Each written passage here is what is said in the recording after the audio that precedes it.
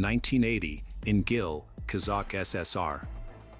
Quandyk Bishimbayev grew up with his younger sister Arujin, born in 1984. He received 3 higher educations, studying at Kazakh Academy of Management, Taz University, and George Washington University through a presidential scholarship. At 26, he defended his PhD thesis in economic sciences. Quandyk began his career as a bank manager in 2000. He briefly interned at the Ministry of Economy, then held senior positions in large companies before returning to the ministry in 2016. He became the young head of the ministry but was dismissed 8 months later due to a bribery scandal, sentenced to 10 years in prison. However, he was released on parole after just 1 year. In his personal life, Quandyk was married twice. His first wife, whom he married in 1999 and had a son in 2000. They divorced in 2004. In 2006, he married, with whom he had 3 children before divorcing in 2020. After a few years, he married Sultanat Nuknova. Sultanat Nuknova was born on May 15, 1992, in Pavlodar, Kazakhstan. She was the youngest of 2 children to businessman father and economist mother. Her uncle was a prominent politician. As a schoolgirl, Sultanat became interested in astrology, studying literature and making accurate predictions for friends and classmates. She turned her hobby into a career, achieving success quickly. Sultanat promoted her astrological services on social media, offering consultations, forecasts, and guidance on goal achievement, career choice, and spiritual growth. She also gave advice on love affairs and relationships, with a client base consisting only of women and girls. She quickly achieved financial independence by doing what she loved. Her services were in high demand, with consultations scheduled months in advance. She had gained a large following on social media and was living her dream life. In spring 2022, Quandyk stumbled upon Sultanat's page on a popular social network. He liked Sultanat and decided to contact her for an astrological consultation, but she turned him down, saying she only served women. This rejection only fueled his interest, and the politician persistently tried to get her attention, showering her with compliments, convinced that only she could help him as a trusted specialist. Sultanat was flattered but refused to meet Quandyk, who repeatedly asked her out despite Sultanat offering online consultations. He persisted for months, gathering information about her life, habits, and interests, but she remained uninterested. Sultanat initially refused to meet the man, but eventually agreed to a meeting for face-to-face counseling. Despite his good impression, polite behavior, and courtesy, she told her brother that he was not her type and they wouldn't matched. Initially, Sultanat was not worried about Quandyk because she knew she could keep him. However, within a month, the situation changed when Quandyk gained influence by befriending a respected older member of the family, Sultanat's grandmother. Quandyk asked to speak to Sultanat's grandmother, asking for her support in case Sultanat changed her mind about marrying him. This gesture touched Sultanat, but she still refused to pursue a relationship with him. Sultanat visited her parents in Pavlodar in fall 2022 and mentioned no serious changes in her personal life were expected. She confided in her brother that the 12-year age difference with Quandyk confused her and she wasn't attracted to him, also citing astrological incompatibility. Sultanat's brother was shocked to see a post on his social media that his sister had accepted Quandyk's marriage proposal, just a month after their visit. This news surprised both her family and friends, as she had recently said that nothing serious would happen. A few months later, in December 2022, they held a luxury wedding at a budget establishment in Astana. The marriage was not officially registered, with they opting for a mosque ceremony instead. Sultanat's attitude towards her partner changed significantly after the wedding. She praised his intelligence, education, and conversation skills to friends, and denied his involvement in a corruption case that led to his brief imprisonment, claiming he was framed. From the outside, they seemed happy. He showered her with gifts, and she called him the perfect husband.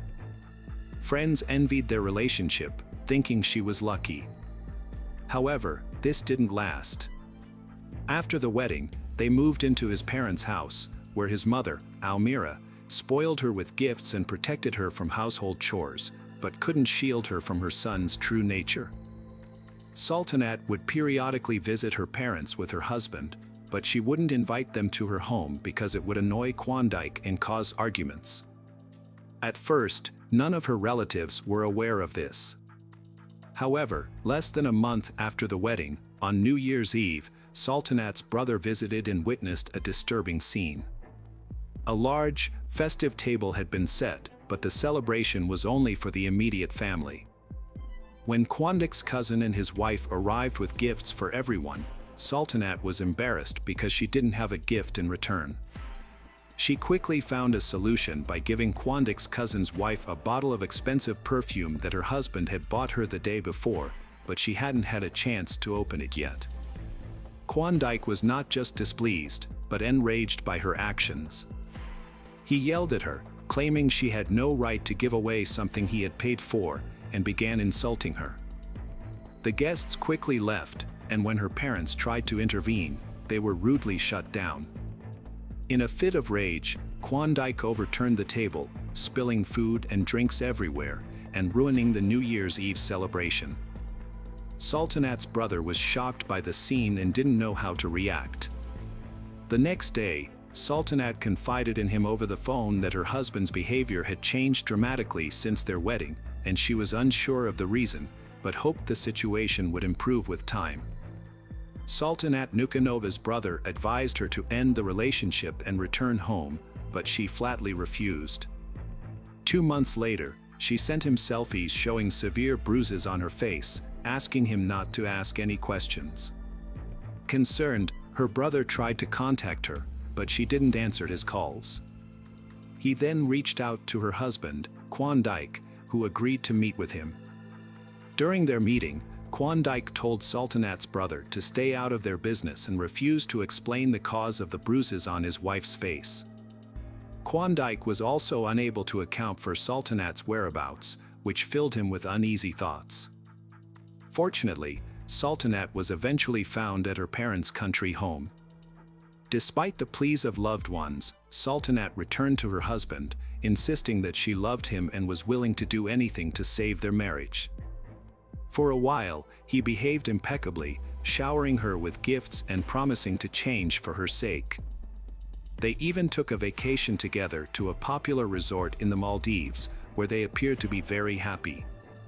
Sultanat didn't explicitly complain about her marriage, but her behavior and appearance changed. She lost weight, became withdrawn, and wore revealing clothing, possibly to hide bruises.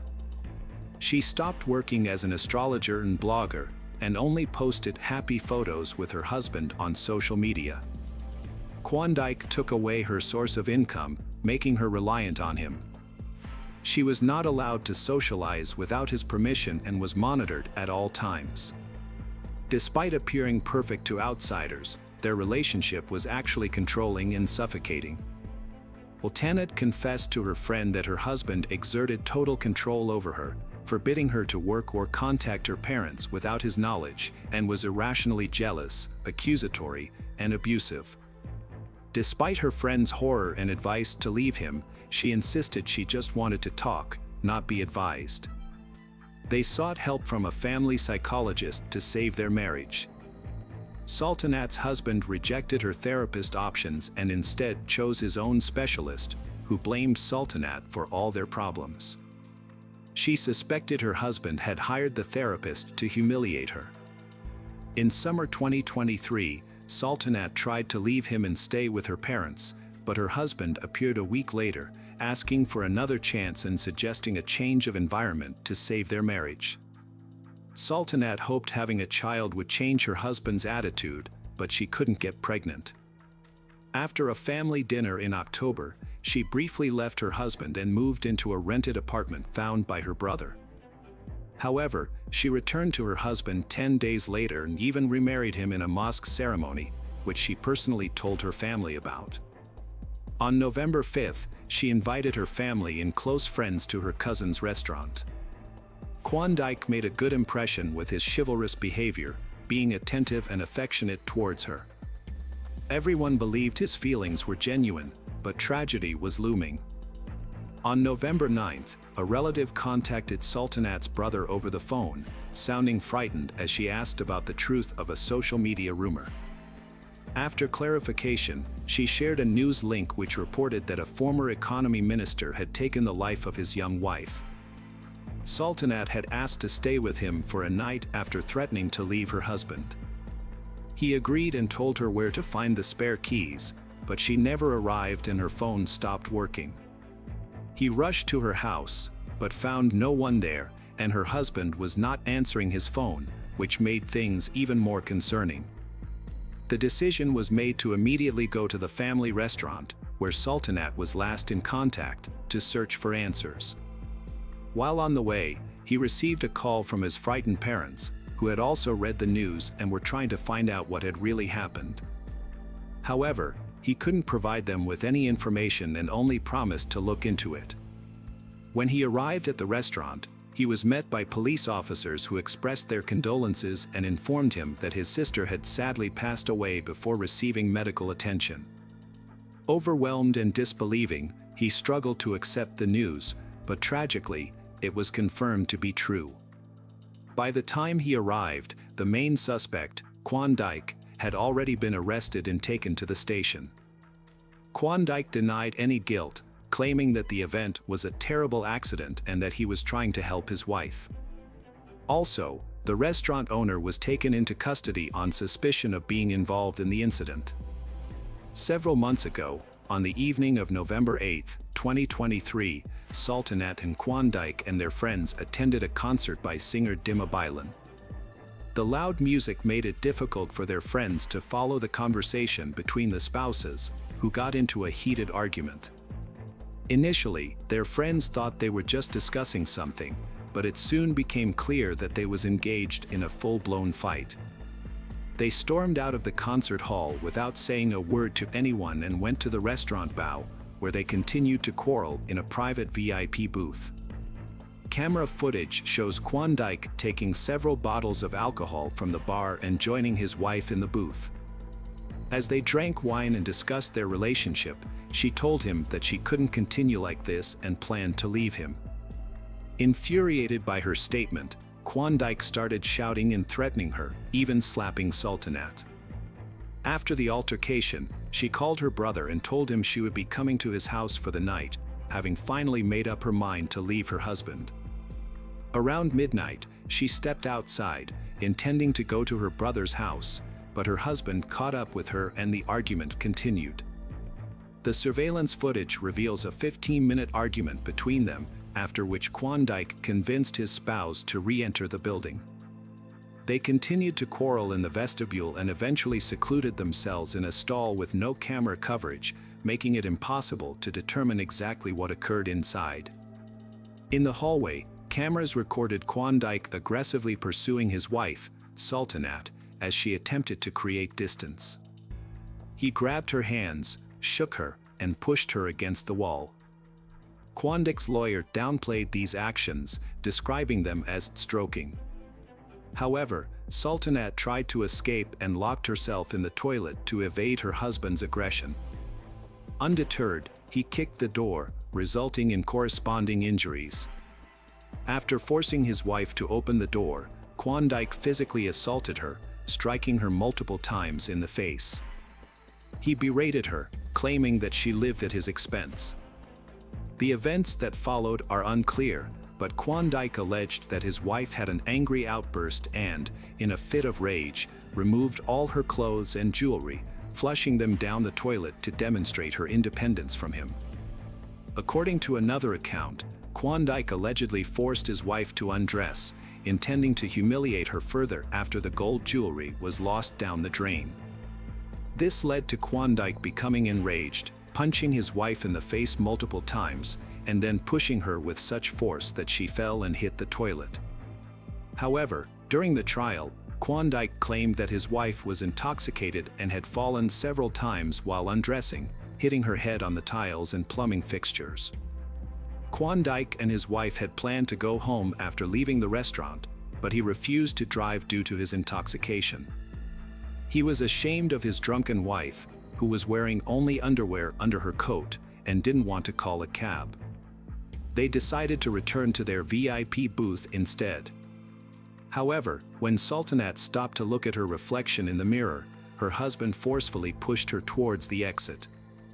This quickly escalated into a brutal assault as he mercilessly beat her with his hands and feet and dragged her by the hair. At around 7 o'clock in the morning, he dragged her back to the VIP cabin, where he continued his attack. Klondike ultimately caused severe harm to Sultanat, but during the trial, he claimed he had no involvement in her injuries. According to him, she had fallen and hit the floor and furniture on her own, and then fell asleep on the sofa. He alleged that he noticed a bruise on her face, but rather than seeking medical attention, he consulted a fortune teller to determine if everything was all right with his wife.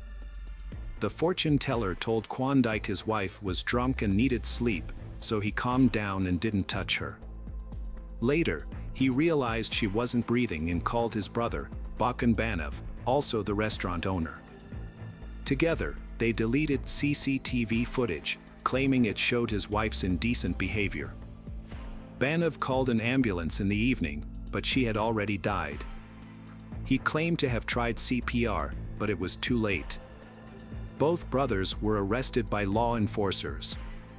Klondike's former wife, Nazim, was also under scrutiny several years ago when her then-husband was arrested on corruption charges. She defended him at the time, but soon after his release, she filed for divorce, citing irreconcilable differences and claiming she had outgrown the marriage. However, after her ex-husband was accused of brutally murdering his new girlfriend, Nazim gave a candid interview, admitting that she believes him to be capable of such a crime. She explained that her 14-year marriage to Klondike changed dramatically in 2011 after the birth of their second child. Klondike became increasingly aggressive, selfish, and narcissistic, thinking that the world should revolve around him. Nazim also revealed that her husband frequently cheated on her, openly flaunting his infidelities. However, it wasn't until his phone data was accessed during his 2017 arrest that she discovered the full extent of his cheating. He had multiple mistresses, and they constantly changed. After Klondike was released from prison, his behavior became even more violent and aggressive, according to Nazim. A disagreement erupted between them a month later, sparked by a minor issue. However, Klondike's reaction was excessive, as he became enraged and ripped a toilet lid from the wall with his bare hands, throwing it at Nazim. Although she dodged, the incident made her realize that the marriage was unsalvageable in her opinion. Klondike had apparently restrained his true nature for a long time because he knew Nazim wouldn't tolerate his darker impulses. Klondike had a sinister strategy. He initially chose a victim, tested her limits, and pushed her to see how much she would tolerate. Once he was convinced that she wouldn't leave or complain, he revealed his true self as a sophisticated sadist. The trial of Klondike began in March 2024, with relatives of Sultanat pushing for an open trial to prevent him from using his wealth and connections to influence witnesses and judges. Klondike, who had previously been convicted of a serious offense but released on parole, requested a jury trial to avoid a life sentence. A jury of 12 was selected, and in this case, a life sentence would require a unanimous decision from all jurors and the judge, a very unlikely outcome. Klondike denies premeditated murder, claiming the event was an accident. He says his spouse provoked him, but video recordings contradict him. Initially, authorities considered charging him with domestic violence, a crime with lenient punishment in Kazakhstan. However, this sparked outrage, particularly from the victim's mother, who feels her son-in-law may get off too lightly, undermining her faith in justice. A law was approved in April 2024 to toughen penalties for domestic violence in Kazakhstan following public outrage. Klondike tried to pressure his brother into giving false testimony and also attempted to discredit his late wife in court, calling her an inadequate, unbalanced, and alcoholic who provoked him. He claimed he acted in a state of passion, hitting her only a few times, and that her other injuries were self-inflicted from falling under the influence of alcohol. However, Klondike was alleged that he didn't allow called medics for Sultanat and was instead concerned with deleting footage from cameras. Klondike ordered his brother to fake his wife's phone activity, making it seem like she was home. However, the plan didn't work. Klondike was found guilty of murder and sentenced to 24 years. Klondike's brother Bakan Banov was given a 4-year sentence for complicity. Sultanat's family expressed dissatisfaction with the court's decision. Her father hoped for a life sentence for his former son-in-law, calling any other verdict unfair.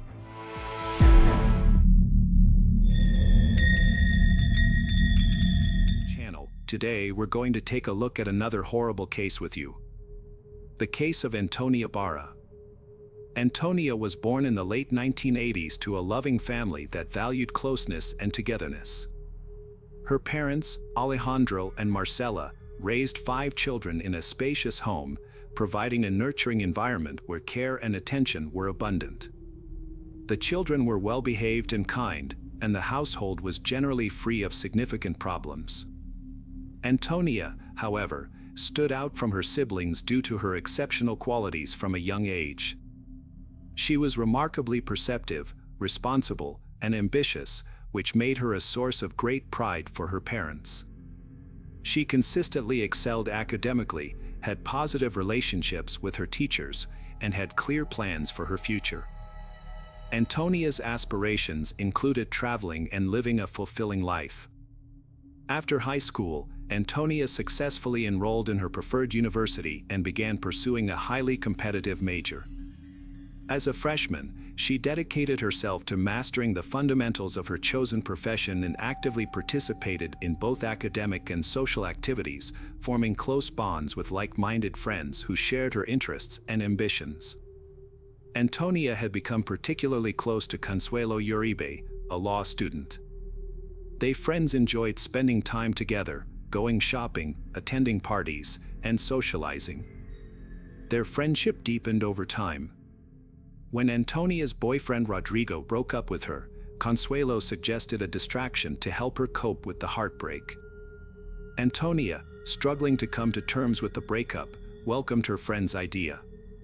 To take her mind off the past and briefly escape her sadness, Antonia and Consuelo planned a trip to Pucón, a tourist town in Chile, to celebrate the country's Independence Day on September 18th. The music festival was scheduled to take place at the Black Room Club on the evening of September 17th. At around 6:30 p.m., Antonia, Consuelo, and 3 other friends, including Consuelo's boyfriend, set off for Pucón. The trip was smooth, and upon arrival, the group stayed in separate accommodations, with they staying in a summer house owned by the Uribe family. After 8 p.m., they got ready to head to a party at Black Room, a well-known spot that promised an unforgettable night. Before leaving, Antonia texted her dad, who reminded her to be careful around people she didn't know. Antonia assured him that being cautious was second nature to her.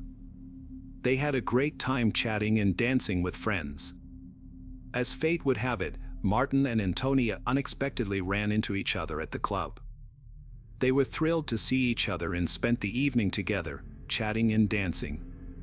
Throughout the night, Antonia would occasionally leave Martin's side to check in with her friend and greet other male acquaintances she had met while bar hopping.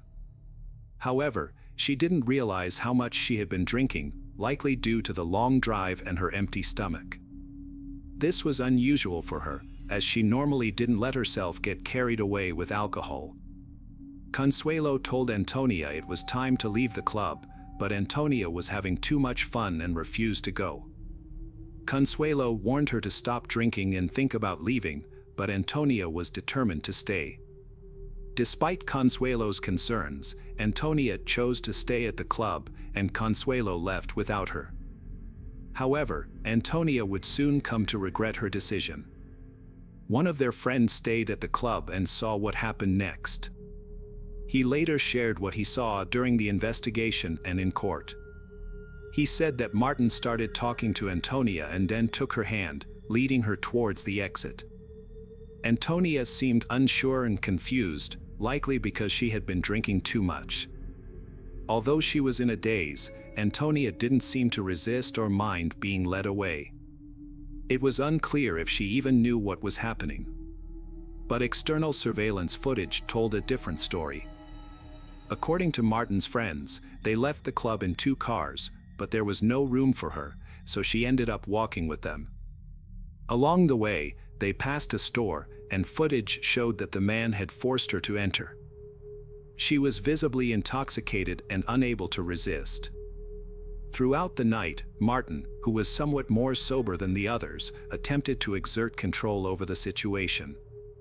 The footage captured moments of Martin being overly affectionate towards her and trying to kiss her, despite her clear reluctance and attempts to pull away. After arriving upstairs around 9 a.m., Consuelo checked her messages and found a voice message from her friend Antonia. Initially, Consuelo had trouble making out what Antonia was saying, but after listening more closely, she caught a few words. Antonia was asking to be picked up, but Consuelo didn't know exactly where she was. To find her, Consuelo used her GPS and, accompanied by her boyfriend Jose, headed to the location indicated. Upon entering the house, Consuelo and Jose were shocked to find Martin standing naked, attempting to cover himself with a pillow. When Consuelo asked about her friend Antonia, Martin claimed he didn't know where she was. However, they soon found Antonia upstairs in one of the rooms, lying on a bed in her underwear, crying quietly. Jose carried her to the car, and Consuelo asked what had happened, but Antonia was too distraught to explain. At the summer house, Consuelo and Jose tried to comfort Antonia, holding her and talking to her. Eventually, Antonia opened up about what had happened. She confessed that Martin had taken advantage of her against her will, leaving her feeling powerless. After learning about the incident, Jose and Consuelo urged Antonia to report the attacker to the police and pursue justice. However, Antonia declined, fearing that her parents and the public would find out and judge her. Instead, she chose to silently cope with the trauma and try to heal on her own, asking Jose and Consuelo to keep the incident private. During a conversation with her father, Antonia tried to respond normally to his light-hearted question about whether she had been drinking too much. However, her response unintentionally revealed her distress.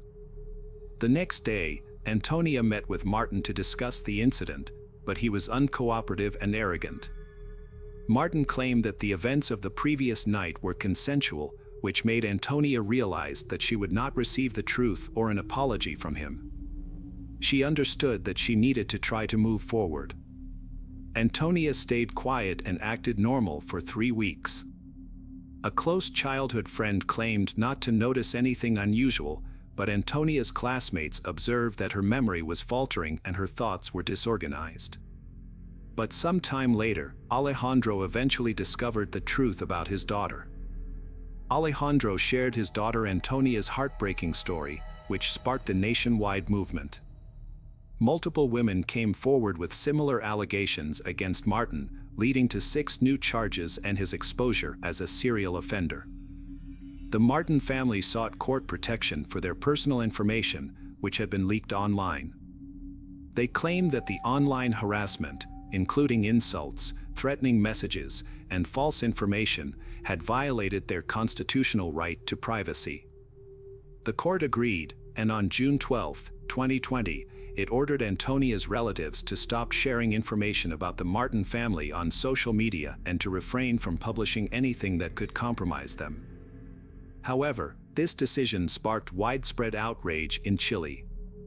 Many people felt that the court was protecting the suspect rather than the victims. On July 21, the Antonia family appealed the decision to the Supreme Court, but their appeal was rejected. The suspect's lawyer then requested protective measures on his client's behalf, but the suspect was eventually charged with multiple counts of attack. The case, known as the Antonia case, became a rallying cry for victims of violence in Chile. For many women, it marked a turning point, and they began to come forward to share their own experiences after years of silence. On July 22, a surprising turn of events occurred when the court changed Martin's preventive measure from detention to house arrest, effectively releasing him. The judge clarified that this decision did not imply a reduced sentence. Meanwhile, the prosecutor had charged Martin with 5 counts of misconduct, but the court only recognized 2. This sparked widespread outrage, with thousands of people taking to the streets to protest the halt in investigations and the decision to place Martin under house arrest. In response to public pressure, the authorities appealed the decision, and the judiciary quickly overturned the house arrest order, taking Martin back into custody. Antonia stressed the importance of taking action against Martin, as his behavior made women vulnerable. In February 2021, investigators found Martin's phone, which contained a disturbing collection of photos of women's underwear, suggesting a trophy collection. The 400-page police report included statements from multiple victims, witnesses, and people close to Martin and Antonia. A childhood teacher described Martin as a smart and cheerful child, but noted that he had an unusual interest in intimate topics. Some women recalled that Martin had inappropriately touched them when they were children, but at the time, no one thought much of it. On June 14, 2022, the criminal court in Temuco began its hearings, which were expected to last over a month. During this time, the prosecution presented evidence, expert testimonies, and witness statements. The court started watching a CCTV. Video footage revealed that Antonia was unable to control the situation. On August 26, Martin was sentenced to 20 years in prison for crimes against intimacy and intimacy-related aggression. However, on December 29, the Supreme Court accepted the defense's appeal, disagreeing with the verdict. A new trial was scheduled for spring 2023. In a related development, Martin's original lawyers resigned on March 16, and the public defense took over his case. The second trial began on April 24, 2024, focusing on 5 counts of violence and 2 counts of forced intimacy. During the trial, Martin waived his right to remain silent and provided his account of the events. He claimed that his actions were the result of severe intoxication. However, the prosecutor countered that by drinking with the victims, he had taken advantage of their vulnerability. Ultimately, Martin was found guilty on July 7, 2023. The federal prosecution sought a prison sentence of 41 years, but on July 28, 2023, Martin only was sentenced to 17 years in prison for committing 7 intimacy-related crimes against 6 victims. Since he had already spent time in custody, he would serve 14 years.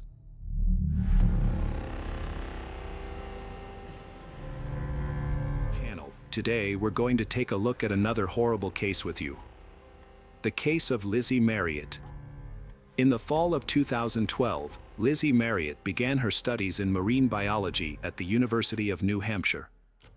To reduce her living expenses, she moved out of her family home in Massachusetts, where she lived with her parents, Bob and Melissa Lizzie, and relocated to Chester to live with her aunt and uncle, Tony and Becky Hannah.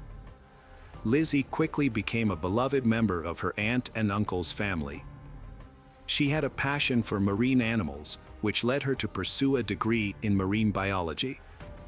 Although she was now 2 hours away from her parents, they remained close and kept in regular contact. Lizzie was known for her kind, gentle, and sweet nature, which made her a favorite among those who knew her. Lizzie's aunt recalled that whenever Lizzie came home, she'd exclaim, "I'm home," and it filled their hearts with joy. Lizzie was thriving in her new life, with new opportunities opening up in her free time. She had found a job at Target, where she quickly fit in and earned respect from her colleagues. That's where she met Kate McDonough, an 18-year-old who quickly became a close friend. They girls often hung out after work, and one day, Kate invited Lizzie over to her apartment. On subsequent invitations, Lizzie was happy to accept. Lizzie and Kate planned a cozy evening with dinner and a movie on October 9th. However, Kate's boyfriend Seth joined them, bringing a lively atmosphere. Seth was a man of many talents, with a theater arts background and a black belt in karate. Lizzie's family and friends expected a fun evening together. When she failed to return home at the agreed-upon time, her relatives initially thought she might have stayed overnight at a friend's place and then headed to university. However, when she didn't show up the next day, her aunt and uncle grew concerned and contacted her parents, who were also unaware of her whereabouts. Lizzie's parents immediately drove to Chester, reporting their daughter's disappearance to the police along the way. The investigation began, and the police questioned everyone who knew Lizzie, but her relatives had no idea where she had gone. Fortunately, a friend named Nate revealed that he thought Lizzie might be with Kate McDonough. Nate asked Kate if she had seen Lizzie. Kate replied that she hadn't. Detectives began investigating the new information provided by Nate. In the meantime, they discovered that her bank accounts showed no activity, and her phone was dead. This led them to rule out the initial theory that she might have been involved in an accident. Shortly after, her car was located. After interviewing her friends and co-workers, investigators gathered some information about Kate and her boyfriend, Seth. Lizzie and Kate's acquaintances have noticed they spending increasing amounts of time together, despite their vastly different personalities. Outwardly, Lizzie is sociable and compassionate, whereas Kate is known for being rude. The reason behind their close relationship remains unclear. Lizzie was once a cheerful person, but after meeting Seth, she changed. Her co-workers noticed a difference, and she distanced herself from relatives who disapproved of Seth's behavior. They started dating when Lizzie was 17 and moved in together in Dover, New Hampshire, after she turned 18. On October 12, authorities questioned Kate and Seth separately but at the same time. This tactic helped investigators gather more information. For 2 hours, Kate consistently denied ever having met Lizzie on October 9th, but then she stopped cooperating completely with the investigation. Seth, on the other hand, was more open with the details. He contradicted Kate's account, saying that Lizzie was actually at their place on the 9th. Seth described the events of that day, saying that he, Kate and Lizzie watched a movie together, played strip poker and then engaged in a consensual threesome. However, the situation becomes tragic when things don't go as planned. Lizzie accidentally dies while tied with rope. Too shocked and afraid of being misunderstood, Seth and Kate decided to dump Lizzie's body into the Piscataqua River on Pierce Island. After being questioned for 11 hours, Seth accompanied police to the location and reenacted how he and Kate threw the body off the cliff. Lizzie's parents doubted Seth's account of her death, insisting she was in a loving relationship with Brittany and wouldn't cheat or take her own life. They urged police to find her body for a proper burial. The search continued with volunteers and a detective, but strong river currents made it possible her body was swept to the Atlantic. The investigation into Lizzie's death continued with a search of Seth's apartment. Detectives found the apartment cluttered and disorganized, with evidence of Seth's interest in occultism and black magic. A search of the surrounding area turned up a bag in a trash container containing black leather gloves, a sweatshirt, and men's underwear with DNA from both Seth and Lizzie, confirming their intimate relationship. The sweatshirt was identified as Lizzie's by her family. Later, Kate McDonough confirmed some of his account. According to Kate, she, Seth, and Lizzie spent the evening of October 9th watching a movie and playing strip poker, which eventually led to a consensual intimate encounter involving rope bondage, which Lizzie had agreed to. Lizzie Marriott was having a good time until she suddenly had a seizure, suffocated, and lost consciousness. She stopped breathing when Seth and Kate lifted her up. Kate thought it was an accident, but an unexpected witness's testimony took the investigation in a new direction. A young woman visited the police station, claiming to have crucial information about the Lizzie Marriott case and requesting to speak with the lead detectives. During the conversation, she introduced herself as Catherine Fish, Seth Mella's ex-girlfriend. Her statements implied that Seth was capable of murder. She revealed that Seth had once confided in her about a fantasy in which he took someone's life. To understand Catherine's testimony, it's essential to examine her past relationship with Seth.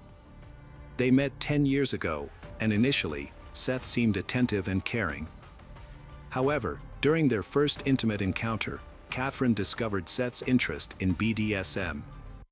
Seth initially seemed great, but he revealed a cruel and controlling side over time. He didn't tolerate disagreement or boundaries. After sharing dark fantasies, Kinda felt trapped and scared, especially when Seth physically attacked her, grabbing her throat and refusing to let go despite her pleas. This incident shattered her illusions about their relationship. After moving to a new city, Kinda felt isolated and alone, dependent on Seth. As his behavior escalated, he introduced other women, proposing a polyamorous relationship. Kinda felt trapped, afraid to leave due to Seth's controlling behavior. It took months for her to gather the courage to escape the toxic relationship. In May 2014, Seth Mella appeared in court, facing not only intentional murder charges but also accusations of taking advantage of multiple individuals. Several people testified against him, including Kate McDonough. 2 months after Lizzie's death, Kate was arrested and held in custody on charges of obstructing justice and interfering with the investigation. During her time in custody, Kate had ample opportunity to reflect on the events and consider who she was protecting. While imprisoned, Kate and Seth stayed in close touch and envisioned a life together in a country where they could not be extradited. They shared dreams of getting married, starting a family, and building a future, but their escape plan stalled in the winter of 2012. Seth convinced his cellmate, Ryan Bachman, who was about to be released, to help their escape. The plan was for Ryan to use his bank account to withdraw money, buy drugs, and sell them to increase their initial investment. They intended to use the money to purchase guns, 2 cars, explosives, and a boat. Ryan had different intentions and chose to keep the money for himself, causing Seth to give up on their plan to escape. Meanwhile, authorities became aware of their scheme. Seth wrote to Kate and hinted at a reunion in the afterlife, suggesting he believed in its existence. This could imply that Seth was vaguely suggesting Kate should consider ending her life to join him in the afterlife. As time passed, Kate's thoughts became clearer, allowing her to make a more rational decision when the prosecutor's office presented her with a favorable deal in 2014. Under the agreement, Kate was required to reveal the truth about the events that occurred on the evening of October 9th, and in return, her potential 20-year prison sentence was significantly reduced to 3 years. This offer was especially beneficial in light of the circumstances that later came to light during the investigation. As part of their agreement, Kate acknowledged that she was deeply intimidated by Seth and followed his instructions without hesitation. Over time, Seth had slowly stripped Kate of her autonomy and stifled her ability to make decisions for herself. Approximately 6 weeks before the tragic event, Seth had asked Kate to arrange a threesome with someone else while she was away on a 10-day theater tour, but Kate was unable to find someone to participate. Over time, Seth's messages to Kate became increasingly aggressive, transitioning from giving her instructions to making threats. He warned her of severe consequences if she didn't meet his demands, which included bringing a friend to participate in his plan. Kate invited Lizzie to visit her at home, and Lizzie agreed because she trusted Kate and had been to her place before. However, Kate didn't tell Lizzie that Seth would also be there, as she knew Lizzie might be hesitant. Seth had seen Lizzie's photos and was eager to meet her. On October 9th, Seth arrived at Kate's apartment at 9 p.m. At first, Kate and Lizzie chatted together, and Seth joined in later, initially creating a light-hearted atmosphere with his jokes and friendly demeanor. As they watched a movie, Seth suggested playing strip poker, dimming the lights to create an intimate setting. Lizzie began to lose the game, eventually ending up in her underwear. In another round, Seth suggested kissing Kate, but she refused, explaining that she was in a committed relationship and found the idea unpleasant. Seth suggested leaving Lizzie alone, but she refused. He retrieved a rope and gloves from his room, returned, and strangled her with the rope before she could react. After killing Lizzie, Seth committed a further act of violence against her body. His girlfriend, Kate, was present but did not intervene, claiming she was too scared to act. She feared that she would become the next victim if she tried to help. Later, at around 1 a.m., Seth and his girlfriend wrapped Lizzie's body in tarpaulin and placed it in a suitcase. They then transported the suitcase to Lizzie's car and drove to Pierce Island by the river. From the observation deck, they removed Lizzie's body from the suitcase and threw it off the cliff. After the incident, Kate and another person cleaned up inside her car. Then they drove to the campus parking lot, where Kate parked her vehicle. From the parking lot, they walked a 10-mile distance to Kate's home. The experience left Kate severely shaken, and she went into shock. She was also fearful of testifying against Seth in the future, worrying that he might intimidate or silence her due to concerns for her safety. During the trial, Kate's excessive sobbing raised suspicions, with some doubting her emotional display and suggesting she was a skilled actress. Kate's defense claimed that Lizzie's death was an accident during intimacy, but acknowledged that Seth and Kate had disposed of the body.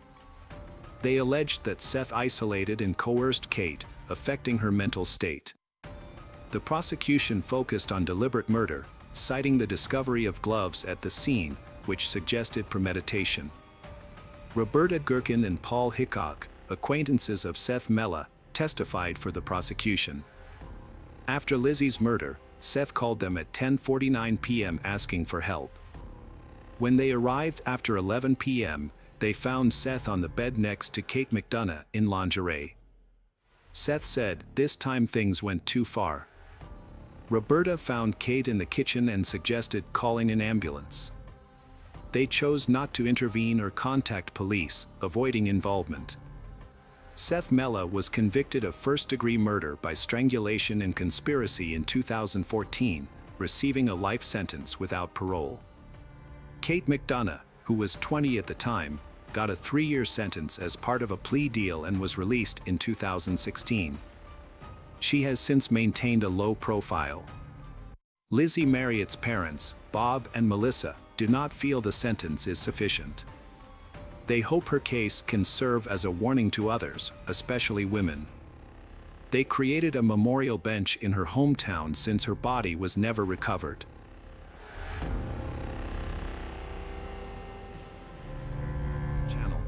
Today we're going to take a look at another horrible case with you. Blake Leibel was born in Toronto, Ontario, Canada, on the 8th of May in 1981. His family was a well-off family right up the tree. His father, Lorne Leibel, is a well-known real estate tycoon and Canadian Motorsport Hall of Famer, while Blake's mother, Eleanor Chettle, inherited Alros products from her father, Paul Chettle. This company makes plastic poly-taunt materials and is reported to generate over $28 million in sales annually. But while grandfather Paul Chettle was a success, it was reported that he was known to be a control freak and bully. Paul's wife, Blake's grandmother, suffered from a severe mental illness of some kind. The specific diagnosis remains unknown, but what is known is that when Paul Chettle passed away, he left a will behind that withheld inheritance from his family, pending not only alcohol and drug screening but also an HIV test. Once relatives successfully passed these stipulations, Paul Chettle's girlfriend would get 2 Mercedes-Benz cars, a Cadillac, and some other parting gifts, while Blake's mother got a payout of $12 million. Oddly enough, Blake's brother Cody Leibel was cut out of the will, with Paul Cheitel stating that it wasn't out of lack of love, but rather that he knew Cody's father would adequately provide for him. On the other side of the family, Blake and Cody's father, Lorne Leibel, was a man who dated beautiful young women and took them out in fancy Ferraris. He was the envy of any man who set eyes on his fortunes or female companions. When Lorne Leibel split up with Eleanor Cheitel, Blake lived with his mom, while Cody lived with his dad. It was during this time that Blake and his father reportedly became distant and estranged, as Blake felt that Lorne wasn't providing enough for him financially. Even so, the Leibel family was, by all accounts, a highly successful one. Even Blake's grandfather, Stanley Leibel, was a well-known sailor who competed in the 1968 Summer Olympics and then later developed hundreds of homes across Toronto. Even Blake's aunt, Terry Leibel, is a Canadian journalist who served as a host for CBC's Olympic coverage during the 1996, 2002, 2004, and 2006 Games. Blake and his brother Cody Leibel were destined for success right from the very start, or at least they certainly had the financial environment around them to allow them to succeed at whatever they put their minds to. As a matter of fact, when Cody Leibel moved to California, he certainly left his mark of success on the world. He even sold his 5,500 square foot home in Beverly Crest for almost $18 million in 2017. The buyer was reportedly Katy Perry. Then later on the same year, Cody bought Reba McEntire's house for a reported $25 million, crowning him the youngest homeowner in Beverly Park history. This move made him neighbors with big names like Sylvester Stallone, Mark Wahlberg, Denzel Washington, and even Eddie Murphy. As the world's youngest owner of a Ferrari Enzo, Cody not only owned a record label, but he was a regular at a poker club called Molly's Game that reportedly hosted famous faces like Leonardo DiCaprio, Ben Affleck, Matt Damon, and Tobey Maguire. Cody Leibel certainly seemed as successful as the family that raised him. Cody's brother, Blake Leibel, moved to California in 2004. He reportedly still received an allowance from his mother that totaled close to $2 million in just 8 years. In 2011, Blake's mother Eleanor would die of brain cancer, leaving a huge inheritance behind to Blake and Cody.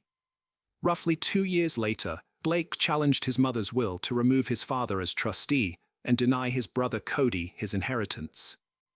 But Blake, who reportedly didn't even attend his mother's funeral, received little sympathy from the courts. But who is Blake Leibel? He wrote and directed a comedy film in 2009 called Bold.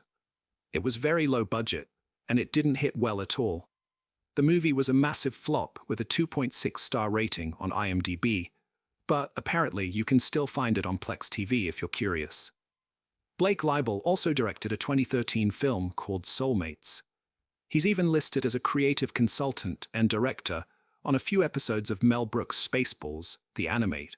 In 2010, Blake published a graphic novel called Syndrome.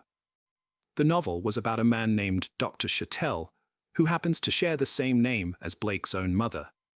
In the novel, Dr. Cheitel studies serial killers. He also goes as far as to recruit a town full of actors and then set up a fake Truman Show-style scenario. Next, he fakes the execution of a serial killer before wiping his mind and allowing the memoryless man to run free in the fake town, so Cheitel can monitor his actions. The Doctor's goal in the book is to cure serial killers. Cheitel's character can be quoted saying that evil is not some mysterious force. Evil is a syndrome. Co-author of the book, Ryan Roberts, stated that Blake told him that he had done a lot of research on serial killers. Ryan also recalled how Leibel jerked his hands upward when showing how a victim could be flipped upside down in order to drain them of fluid. In hindsight, Ryan Roberts said he'll never forget that.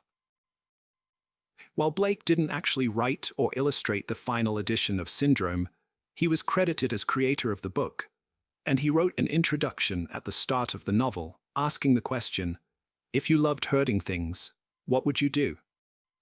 Syndrome, Blake's biggest success, and it ended up with him giving away stacks of the graphic novels for free at Comic-Con in San Diego. A producer said Blake wanted to be a respected comic book artist, and he used his cash to try and buy that image. He tried hard to come across as cool and edgy, but it was clear to everyone that Blake Leibel had some serious mental issues that he needed to address.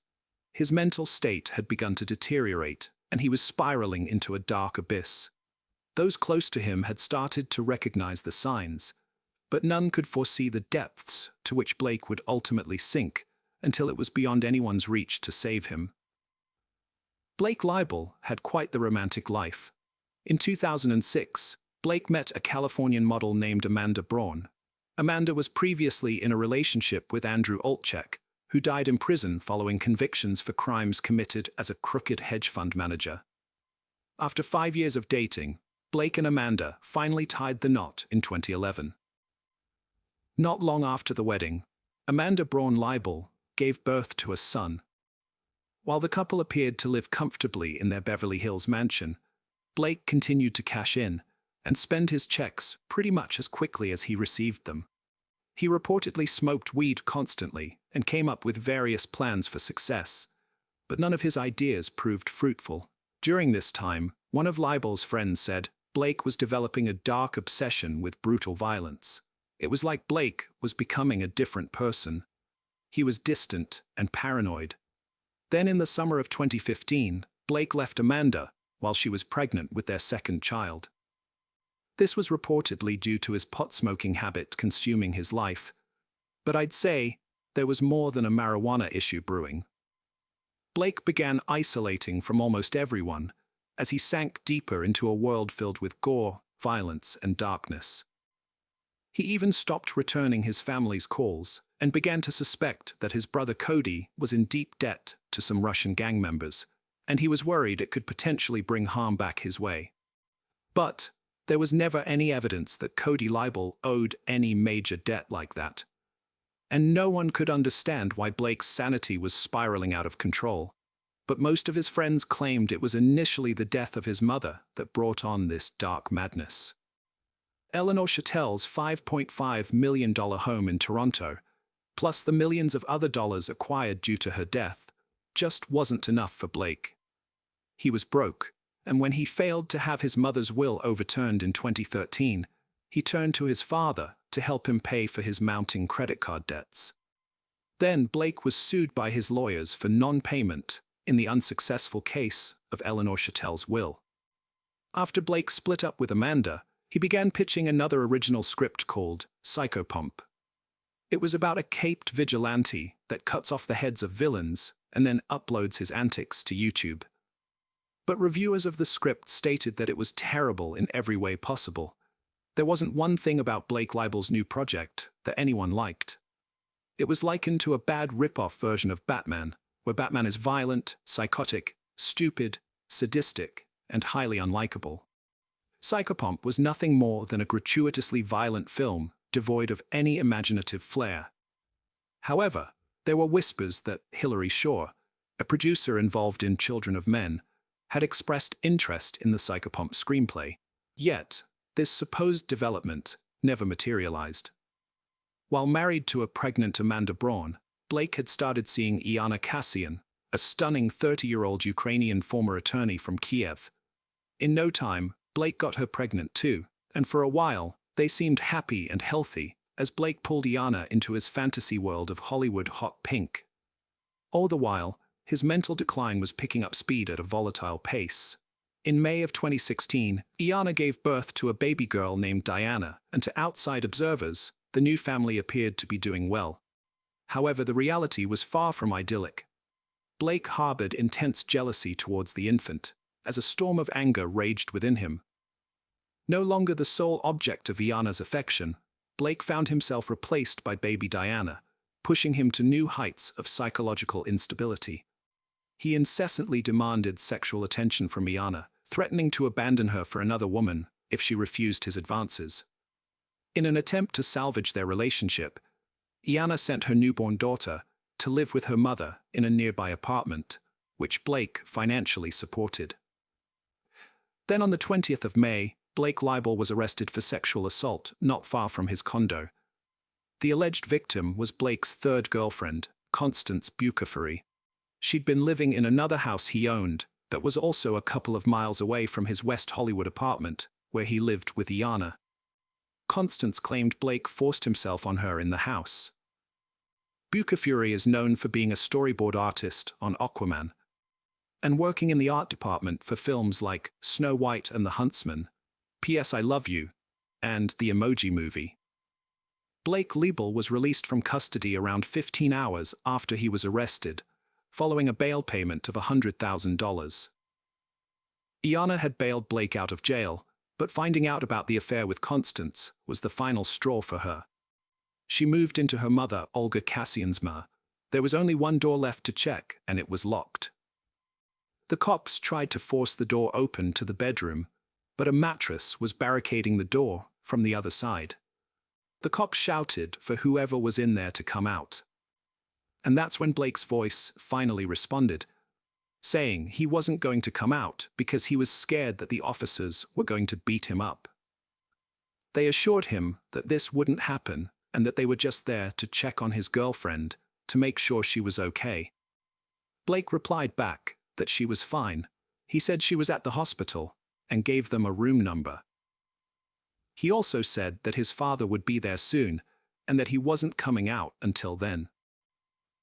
Blake was referring to his accountant and mentor, Stephen Green. Blake had called Stephen around noon and asked him to come to the apartment. For a month before Stephen Green received that call, he had been unable to get in contact with Blake Leibel. Green had called, messaged, left voicemails, and even emailed Blake several times, but he never got a reply. Stephen Green even left a voicemail on Blake's phone, stating that he was worried about him and that he loved him. He said, whatever was going on, he wanted to help him get through it. But as you're about to find out, it was way too late for that. When Green arrived at the condo, he spoke to Blake through the partially opened bedroom door in the apartment. A short while later, a detective arrived on the scene to find Green now in the living room talking to Blake on the phone. Leibel was still barricaded in the master bedroom. When Green hung up the phone, the detective asked him to call Blake back, which he did. After a few minutes of conversation, Blake Leibel finally agreed to come out. He was only wearing boxer shorts when he emerged from the room. Stephen Green gave Blake some clothing to put on. Luckily, officers checked the clothing first and found Leibel's passport and about $4,000 in cash. It's thought that he was going to try and make a break for it, but that never happened. As the officers entered the bedroom, one of them screamed, "She's on the bed!" The detective immediately ordered everyone to go outside, and he called in the paramedics who were waiting on standby. Sadly, Iana Cassian was pronounced dead at 1:02 p.m. on May 26th. Iana Cassian's naked body was lying on a clean sheet and was covered by a red Mickey Mouse blanket on top of a blue polka dot blanket. Her head was on a pillow. There were abrasions and bruising on the left side of Cassian's face, consistent with blunt force trauma. There were human bite marks on Cassian's left jaw and left bicep, as well as fingernail marks under her jawline. Her scalp had been removed from around her eyebrows to the hairline on the back of her head. A large portion of skin on the right side of her face had also been removed. The skull bone was visible. There were cuts across her lower forehead, below the eyebrows. There was also a cut on the right side of her face, from her cheek to her jawline, and another on the left side of her face, toward where the ear should have been, but it was missing. The medical examiner later proposed that a sharp-bladed tool had been used to cut off the skin, but he also noted that some facial tissue had been ripped away by hand. Considering the extensive damage to Iana's face and skull, combined with the challenging nature of both cutting and tearing the tissue, the doctor believed that inflicting these injuries would have been a lengthy process.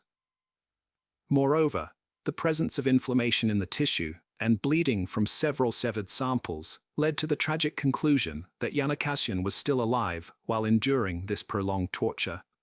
The examiner also determined that there was no blood in Iana's heart, veins, or arteries. Half of Iana's blood supply was missing. This is highly unusual, even considering the weight of her injuries. Gravity wouldn't have been enough to drain that much blood from her body. Her heart would have had to have been pumping the entire time. It was the medical examiner's opinion that Blake may have drained Jana's blood by placing her in the bathtub with her head lower than her feet, and then running water over her head, which could have increased the blood flow and potentially interfere with clotting. Due to the presence of foam in her nostrils, the doctor concluded that Jana was probably submerged in water for at least 30 minutes. Her body was then washed and placed on the clean sheet. Her cause of death was ruled as exsanguination, which is the draining of blood. There was an additional pillow to the left of Jana with an indentation on it. It was as if someone had been laying next to her.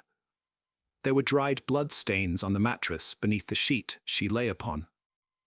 The investigation uncovered the extent of the violence that had occurred throughout Blake Libel's condo. According to court documents, blood stains and pieces of human flesh were discovered behind the bed. Blood was also splattered on the wall near Jana's body. A fragment of an eyebrow was found on the floor beside the bed. In addition to the mattress Jana was lying on, bloodstains were present on another mattress from a second bed in the room, as well as on a side table and in various other areas of the bedroom. The mattress that had been used to obstruct the door belonged to this second bed. A clump of hair and a blood-stained razor were found in the trash can. When cops entered the bathroom of the master bedroom, warm water was running in the bathtub. Blood stains and hair could be seen in the tub. A green paring knife with blood on it was found in the top drawer in the bathroom.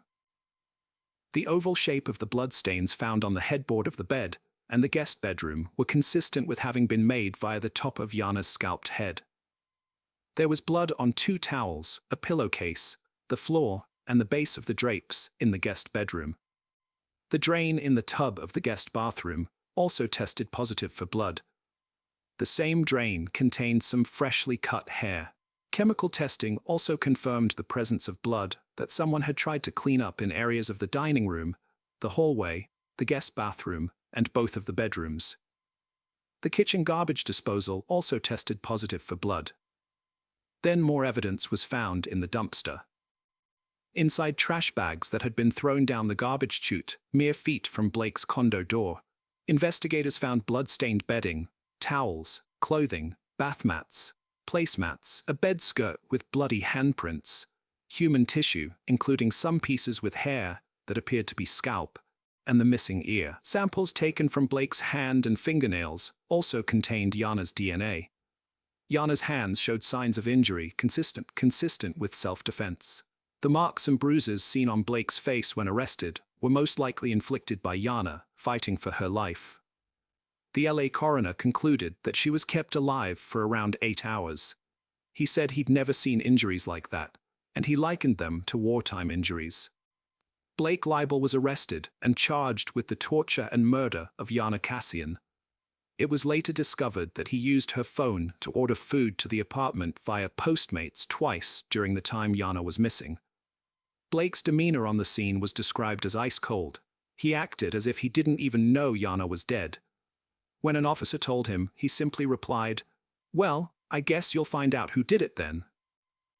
Libel donned an evil grin as officers led him away from the condo in handcuffs. On June 26, 2018, Blake Libel was sentenced to life without parole. Due to the nature of his crimes, he was eligible for the death penalty, but the DA didn't pursue it, even though doctors deemed Blake not to be insane and stated he was fit to stand trial. It took the jury just 3 hours to deliver a guilty verdict. Blake was also ordered to pay about $43 million to Jana Kassian's family. Cody Libel was present on every day of the trial. Blake's father never showed up. Jana Kassian had only been living in the United States for a couple of years before tragedy struck. She was working on becoming a translator. What happened to her was absolutely devastating. It was a crime with little motive outside of Blake's narcissistic desire to control women with his allowance. It was as if this aged, evil little boy had never been rejected, and once he was, or rather felt like he was, he couldn't take it. His ego collapsed, and he snatched away the life of his newborn daughter's beautiful mother in the cruelest way possible. Blake Libel will rot in prison where he belongs, alone with no one, nothing, and no future that will lead to any shedding of light in his direction.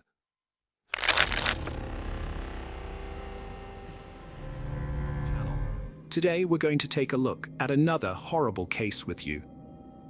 The case of Siobhan McLaughlin. On February 28, 2006, McLaughlin was found deceased in a locked bedroom at her residence in Nakanishi Goldstown, Dublin 14.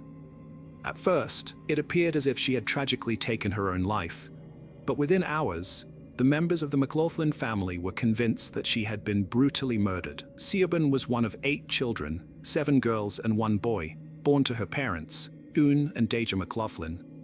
Siobhan worked as a chef in the canteen of an electrical firm. In 1989, at the age of 21, she met a man named Brian Carney, who was 31 years old. Brian worked as an electrical engineer for the same firm, which was a very good job. Siobhan lived in an apartment, while Brian lived with his toddler daughter, Aisling, from a previous relationship. Brian's wife and the mother of his child had passed away from natural causes a few years before Siobhan and him met. Brian was raising his daughter alone. Eventually, Siobhan would move in with Brian and his daughter. They renovated this house and then decided to sell it. Siobhan decided to set up her own catering business, as she had trained at the Shelburne Hotel, and she was ahead of her time when it came to food. She used ingredients that were uncommon in Ireland during the 90s, but would now be considered standard. The era of meat and potatoes had passed. Brian was not only an electrical engineer, but he also owned a music shop called Music City, which he sold in 2005. In 1995, the couple got engaged but then split up. They did keep in touch with each other over the years, meeting for dinner every few months. While they were separated, Brian never entered into any other relationship, and eventually they reconciled. In January 2002, they got married, and Siobhan was expecting a baby. Their son, Daniel, was born 6 months later. That same year, Brian and Siobhan traveled to Spain on holidays, with the prospect of buying a boat. But while there, they came across a 200-year-old merchant's mansion on the island of Mallorca in Spain. They bought it and converted it into a boutique hotel. It had 6 luxury bedrooms and a heated outdoor pool. The couple bought the property for €2.5 million and oversaw most of the renovations themselves. Siobhan was a visionary, traveling from place to place, collecting pieces for the hotel, along with her impeccable taste and furnishings. Siobhan's culinary skills were what would make the hotel a success. The hotel opened in January 2003, and Siobhan's barbecues quickly became a highlight of guest stays and were popular among the locals. Siobhan and Brian would regularly travel back and forth between Mallorca and Ireland. However, during the holiday season, which spanned from March to December, Brian would travel back to Ireland more frequently. This meant that Siobhan was left in charge of running the business in Mallorca while also raising their son, Daniel.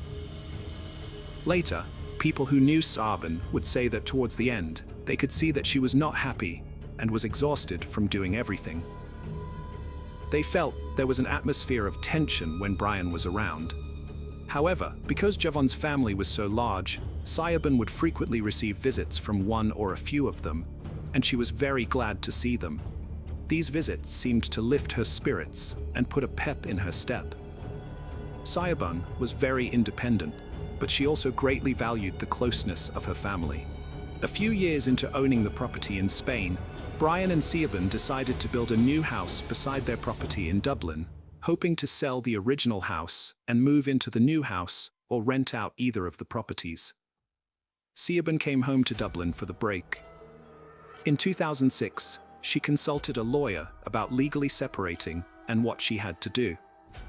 The solicitor advised her to keep a diary of the goings-on between herself and Brian.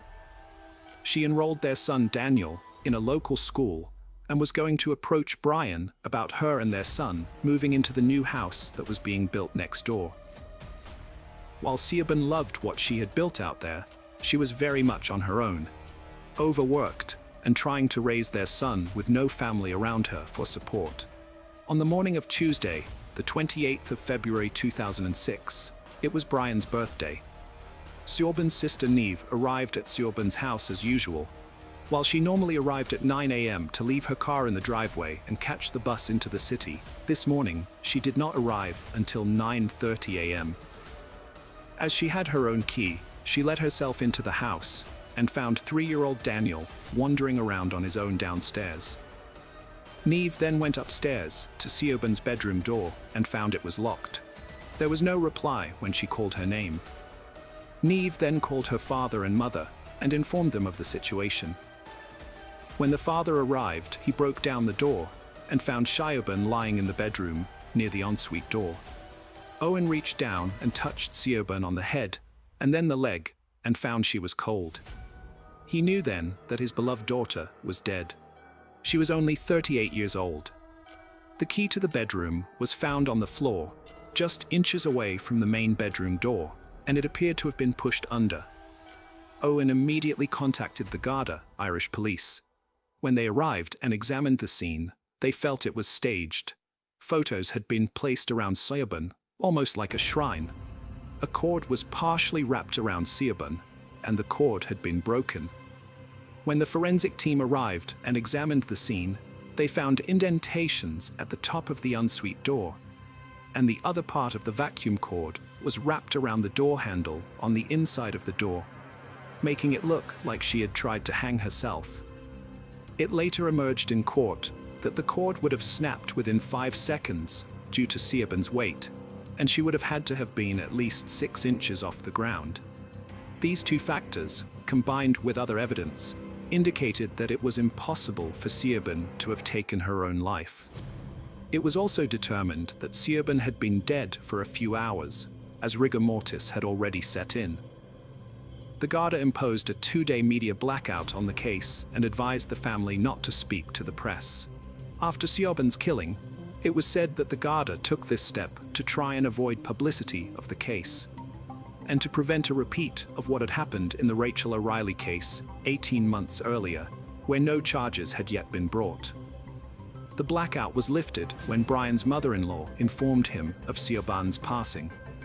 The McLaughlin family gathered, united in grief, while Brian received little sympathy, his sister offering consolation.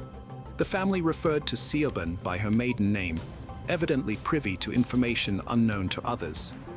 Brian was extensively questioned. Could he leave, only to be told he had to speak to the detectives first? He also questioned whether they would want the clothes he was wearing, which was strange.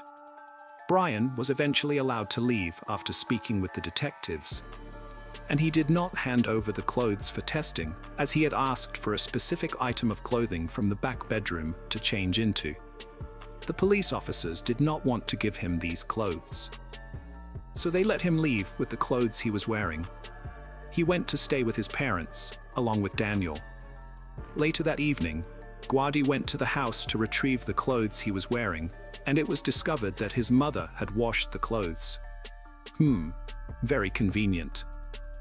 On Thursday, March 2nd, 49-year-old Brown was brought in for questioning and detained for 12 hours. Reports indicate he was picked up from his parents' home. After initially agreeing to cooperate with the investigation, he refused to answer any of the questions asked. He was released that evening. Guadi told the press that they were conducting further inquiries and a file would be prepared for the Director of Public Prosecutions. The Gardaí interviewed Siobhan's friends and family, and they discovered that Siobhan was unhappy in her marriage and had visited a solicitor weeks before she died. She had also contacted the Citizens Advice Bureau for advice on separation and dividing assets. The family also revealed that they were suspicious of Brian and that he was a controlling individual. They provided an example of Siobhan being made to take out the dishes from the dishwasher and being required to wash them by hand because it was too expensive to run the dishwasher. He controlled the money, and she had to get his approval for everything. Siobhan sold her apartment, and Brian moved them to Spain. One of the sisters would say it was his dream to move to Spain, not Siobhan's. Siobhan's life was in Ireland, and she had no one in Spain. It was his way of isolating her from her friends and family. There was also a growing rift between Brian and the McLaughlin family. Brian delayed the funeral by 10 days after asking for a second autopsy.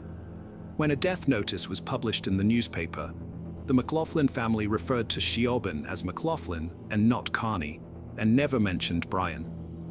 Meanwhile, they published a separate notice in a different newspaper. At the funeral on the 11th of March, a picture was placed beside the coffin of Siobhan and her son, but Brian was left out. Additionally, at the funeral, the Kearney and McLaughlin families sat separately in the church. They did not look at each other or interact on the day. This is characteristic of Irish people.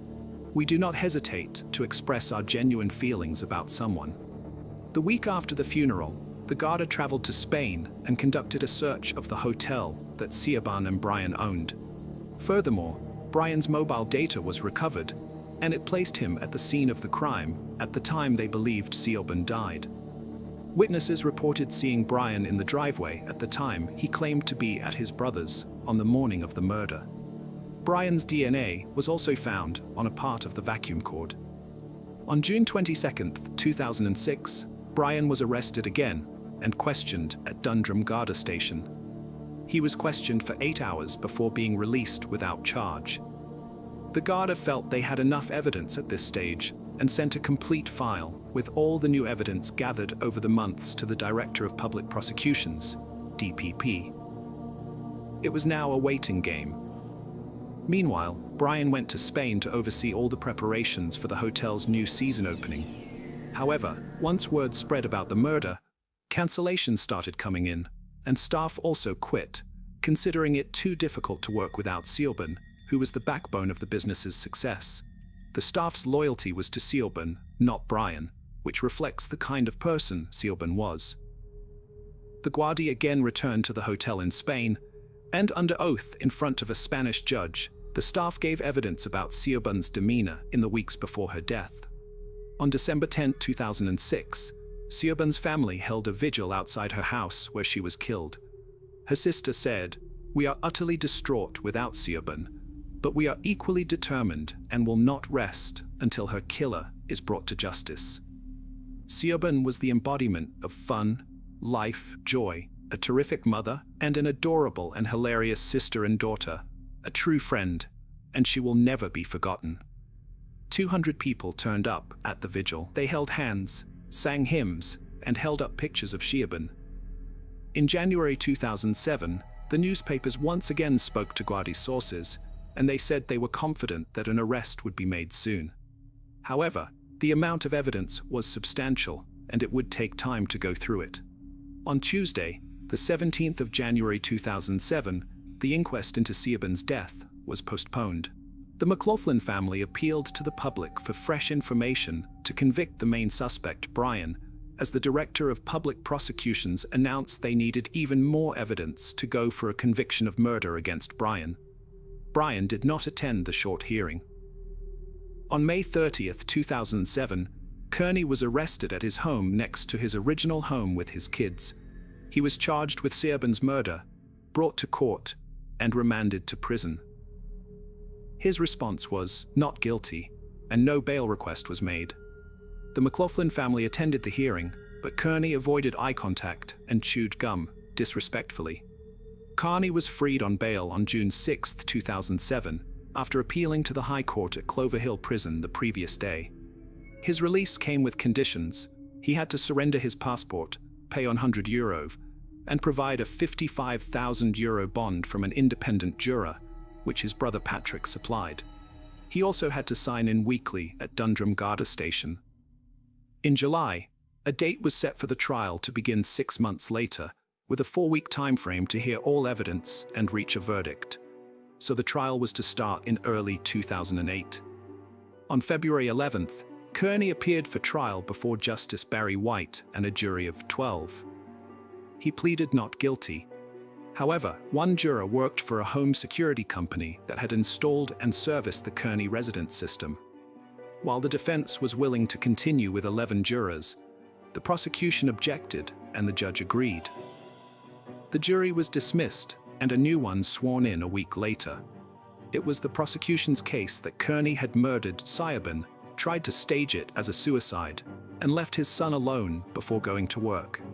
The McLaughlin family testified about the events, and Siobhan's father found her dead.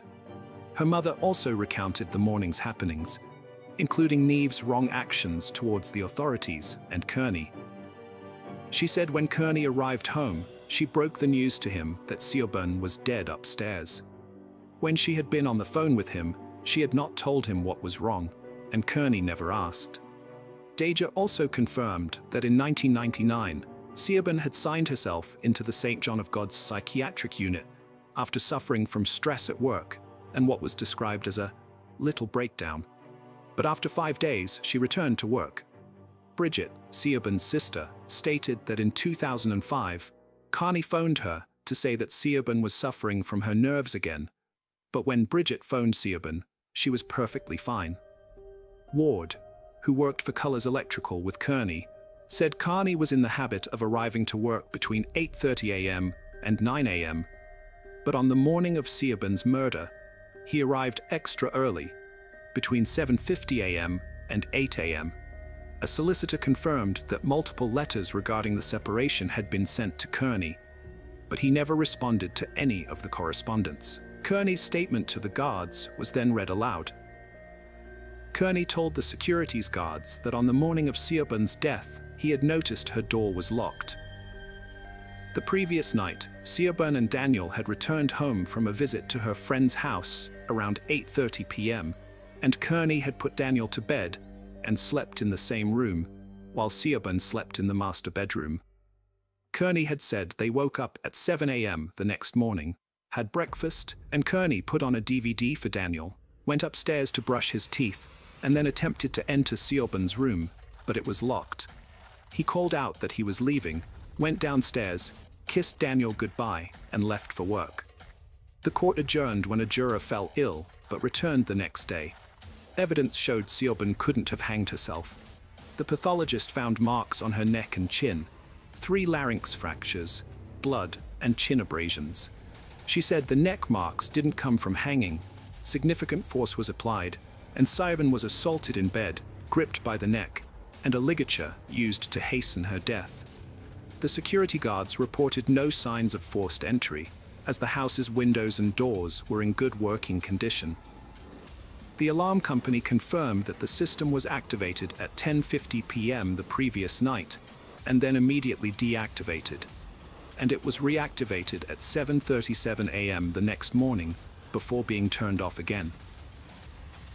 A thorough search of the Kearney residence uncovered a diary in the airing cupboard, and the writing inside was confirmed to be Siobhan's by her sister. Siobhan's solicitor had advised her to maintain a diary documenting the events of her marriage to Kearney. Additionally, Siobhan's passport was found wrapped in sheets and clothing in another area, and a €500 note was discovered in a drawer among wrapping paper. A financial forensic agent was next to take the stand. Kearney did own properties in Ireland and had a stake in the electrical business plus the hotel. But while he was asset-rich, he was cash-poor. On Monday, the 3rd of March, closing arguments began. The defense were first, and they said the prospect of splitting with Siobhan did not suit Kearney financially. He wanted to sell one of the houses at Knocknashee, but if Siobhan wanted to move into one of them, this would not be an option, and Kearney would have to work out his debt. In some other way, the fact that Siobhan had started to squirrel away money, hide her passport, keep a diary of her relationship with Kearney, and send solicitor letters showed her seriousness about leaving him. Siobhan was looking forward to her future and making plans, which showed that she was not suicidal. The evidence shown by forensics also showed that it was next to impossible that she had taken her own life. Kearney even admitted that he, Siobhan, and their son had been the only ones present that night. The defense recommended caution, as the prosecution had shown no hard evidence, and it was all circumstantial evidence. They said the jury needed to pay attention to what was missing in the case. There was no history of violence, no custody dispute, no alcohol abuse or jealousy. The jury was asked to ignore the emotions of the McLaughlin family when they were giving evidence. It is known that there doesn't have to be outward signs of abuse, as it's the rabbit hole of a course of control, which the family would say there was plenty of. Siobhan was strangled, and she had known Kearney since a very young age. There were no visible signs of physical violence, but there were extreme levels of control, like Kearney telling her to take the dirty dishes out of the dishwasher and hand wash them, because it would cost too much money. When Siobhan finally said she was going to a solicitor, that's when Kearney couldn't cope, and he took her life. Coercive control is considered a form of domestic abuse, even if there is no physical violence. This is a growing issue that we are only now starting to address in the 2020s. On the 4th of March, Justice Barry White charged the jury and referred to the victim as Rachel rather than Siobhan in his summing up, which was a terrible mistake.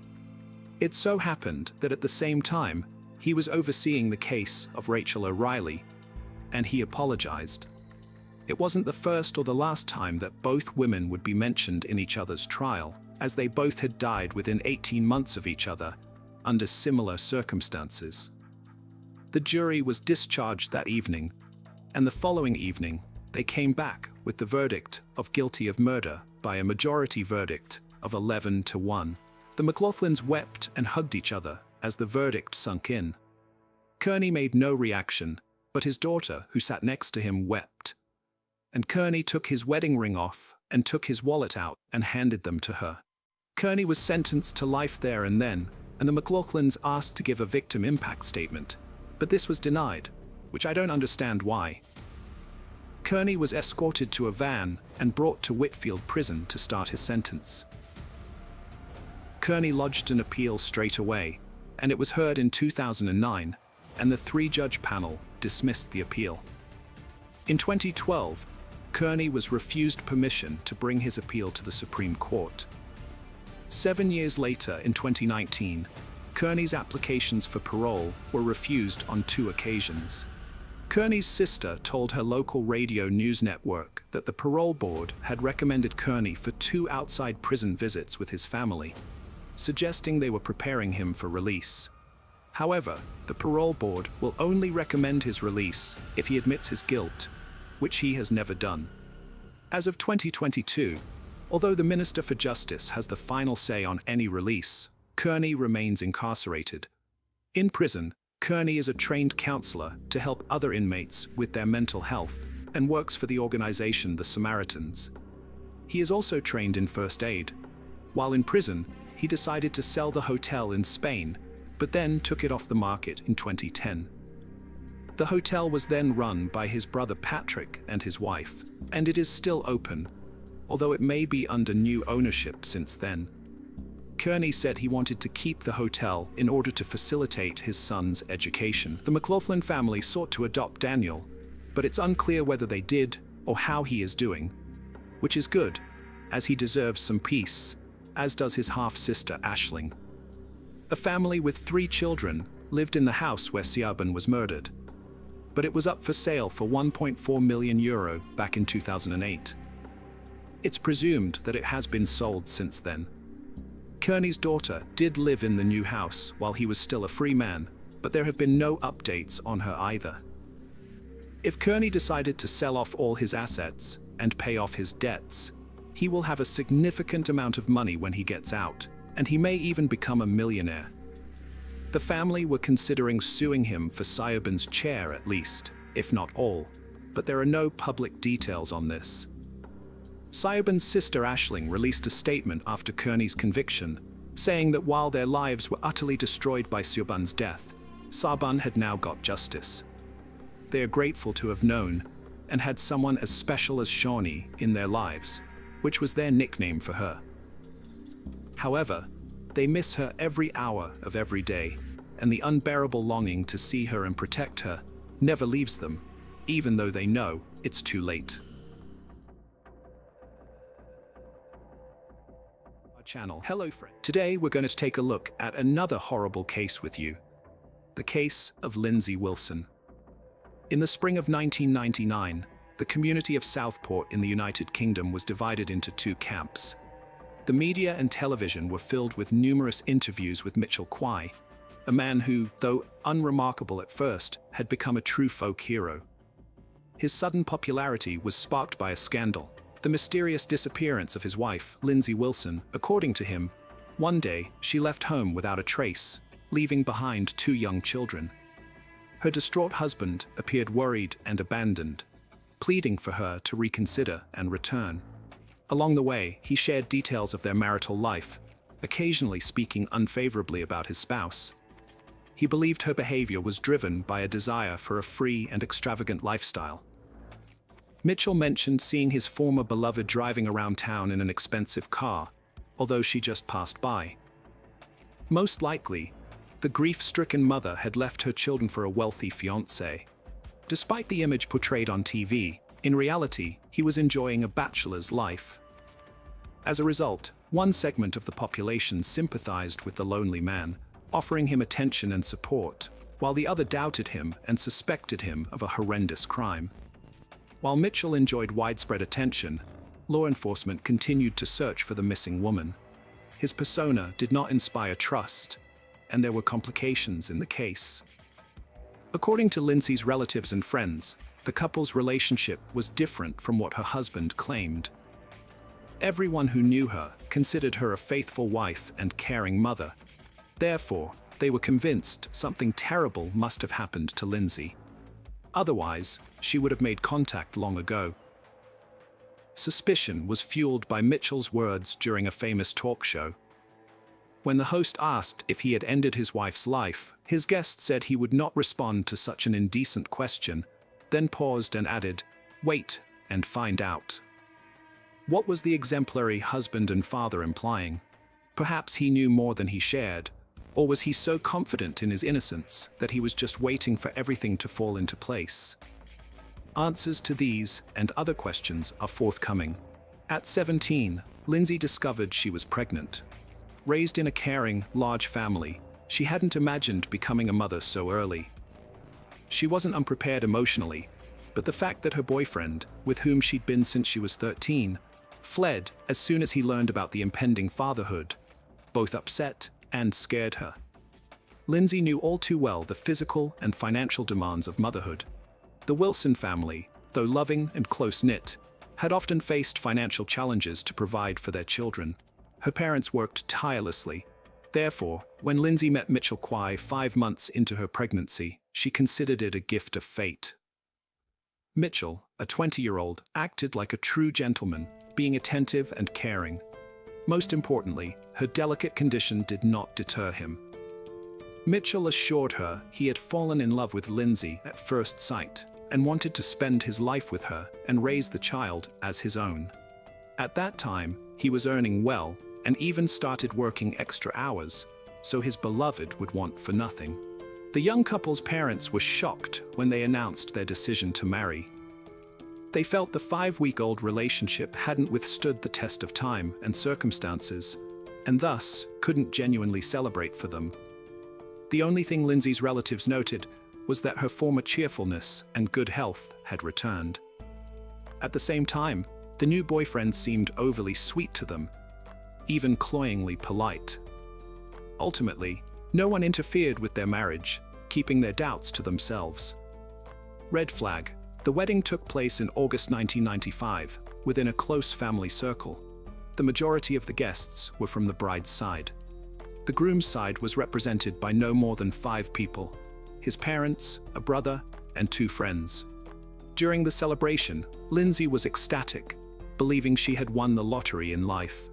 However, the uneasy premonitions of Lindsay's relatives grew heavier when, by the end of the evening, the newlyweds had a dispute. The conflict unfolded before everyone's eyes. Something displeased Mitchell, and he started to shout loudly. It was unlikely that the reason was significant or appropriate for such a reaction. During the argument, he grabbed his new wife by the hand and started shaking her, which looked more than odd and threatening. Lindsay tried to calm him down. When the emotions subsided, the man apologized to everyone and later made light of the incident, emphasizing that it was just nerves due to the holiday bustle.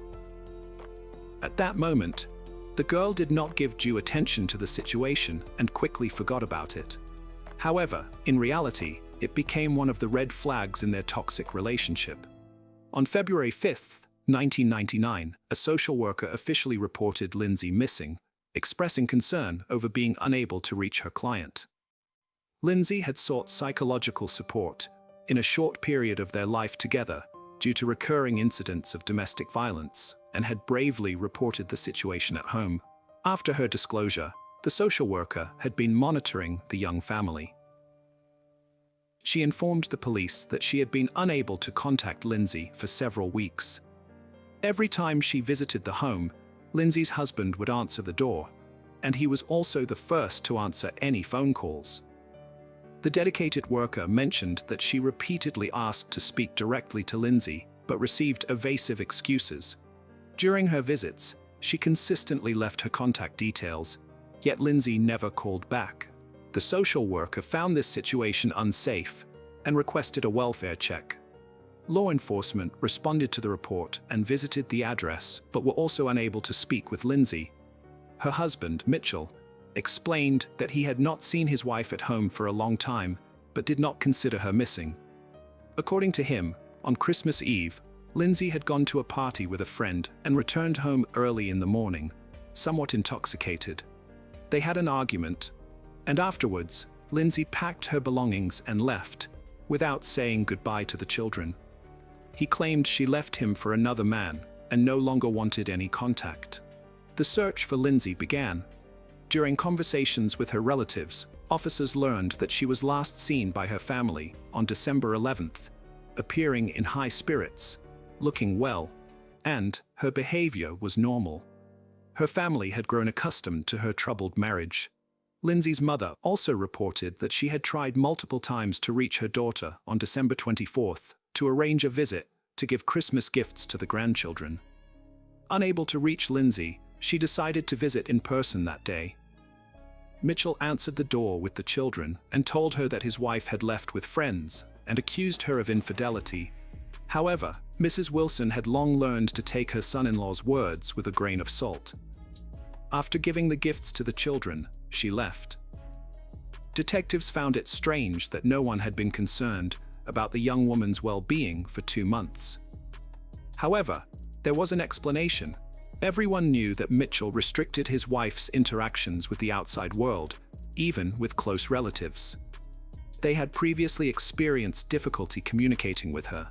Therefore, it was plausible for Lindsay to drop out of sight for a while. Nonetheless, this did not mean they were not concerned about her. The news alarmed them. Everyone asserted that she did not drink and led a modest lifestyle. Moreover, her husband had forbidden her all contact with the outside world, not to mention meetings with friends and acquaintances. Mitchell told the police contradictory information that aroused the investigators' suspicions about his character. It seemed unlikely that Mitchell could simply let his wife go, and that Lindsay would leave her children with a tyrannical husband. However, the situation demanded a thorough investigation. To this end, the police spoke with all of Lindsay's acquaintances and tried to find anyone who had seen her after the family gathering. They also questioned neighbors and requested surveillance footage from the residential complex where the couple lived and its surroundings. Unfortunately, all footage had been deleted by the time Lindsay's disappearance was noted. Some time had elapsed. However, another date was discovered when she was last seen in person. On December 15th, she was at the local post office sending several letters and postcards as usual. Her older sister also admitted that they met that day. Lindsay had visited despite Mitchell's disapproval. The sisters had tea and a brief conversation, after which Lindsay saw her guest out. On the way, she slipped a note into her sister's hand and asked her to read it later. The sister put the note in her purse and, in the whirlwind of days, forgot about it. Regrettably, the older sister couldn't find it later, and its contents remain unknown. After that day, no one saw Lindsay again. Over several months, investigators tried to cling to any information. They began to suspect that she was no longer alive, as she had not been in contact for so long. They couldn't charge Mitchell without sufficient grounds and evidence. However, the more they learned about the couple's life history, the stronger their suspicions grew. Shortly after their wedding, Mitchell and Lindsay decided to move away from their parents. They rented an apartment in Southport. Sometime later, Lindsay gave birth to a daughter named Robin. The only shadow over the joy of the new baby was her stepfather's volatile temper. After moving, the young wife fully experienced her husband's unstable moods. One moment, he could be joking and laughing. The next, he became unbalanced and aggressive. Trying to maintain a fragile peace at home, she didn't realize how completely she had submitted to his will. He controlled every step she took and caused a scene whenever she failed to hear the phone or answer a call. However, loud arguments were often followed by passionate reconciliations. Mitchell would kneel, beg for forgiveness, and profess his love. It seemed for a while that peace had returned to the family, but then the cycle would start again. Conflict, reconciliation, repetition. Lindsay began to lose recognition of the man she loved. She often told her relatives about what was happening.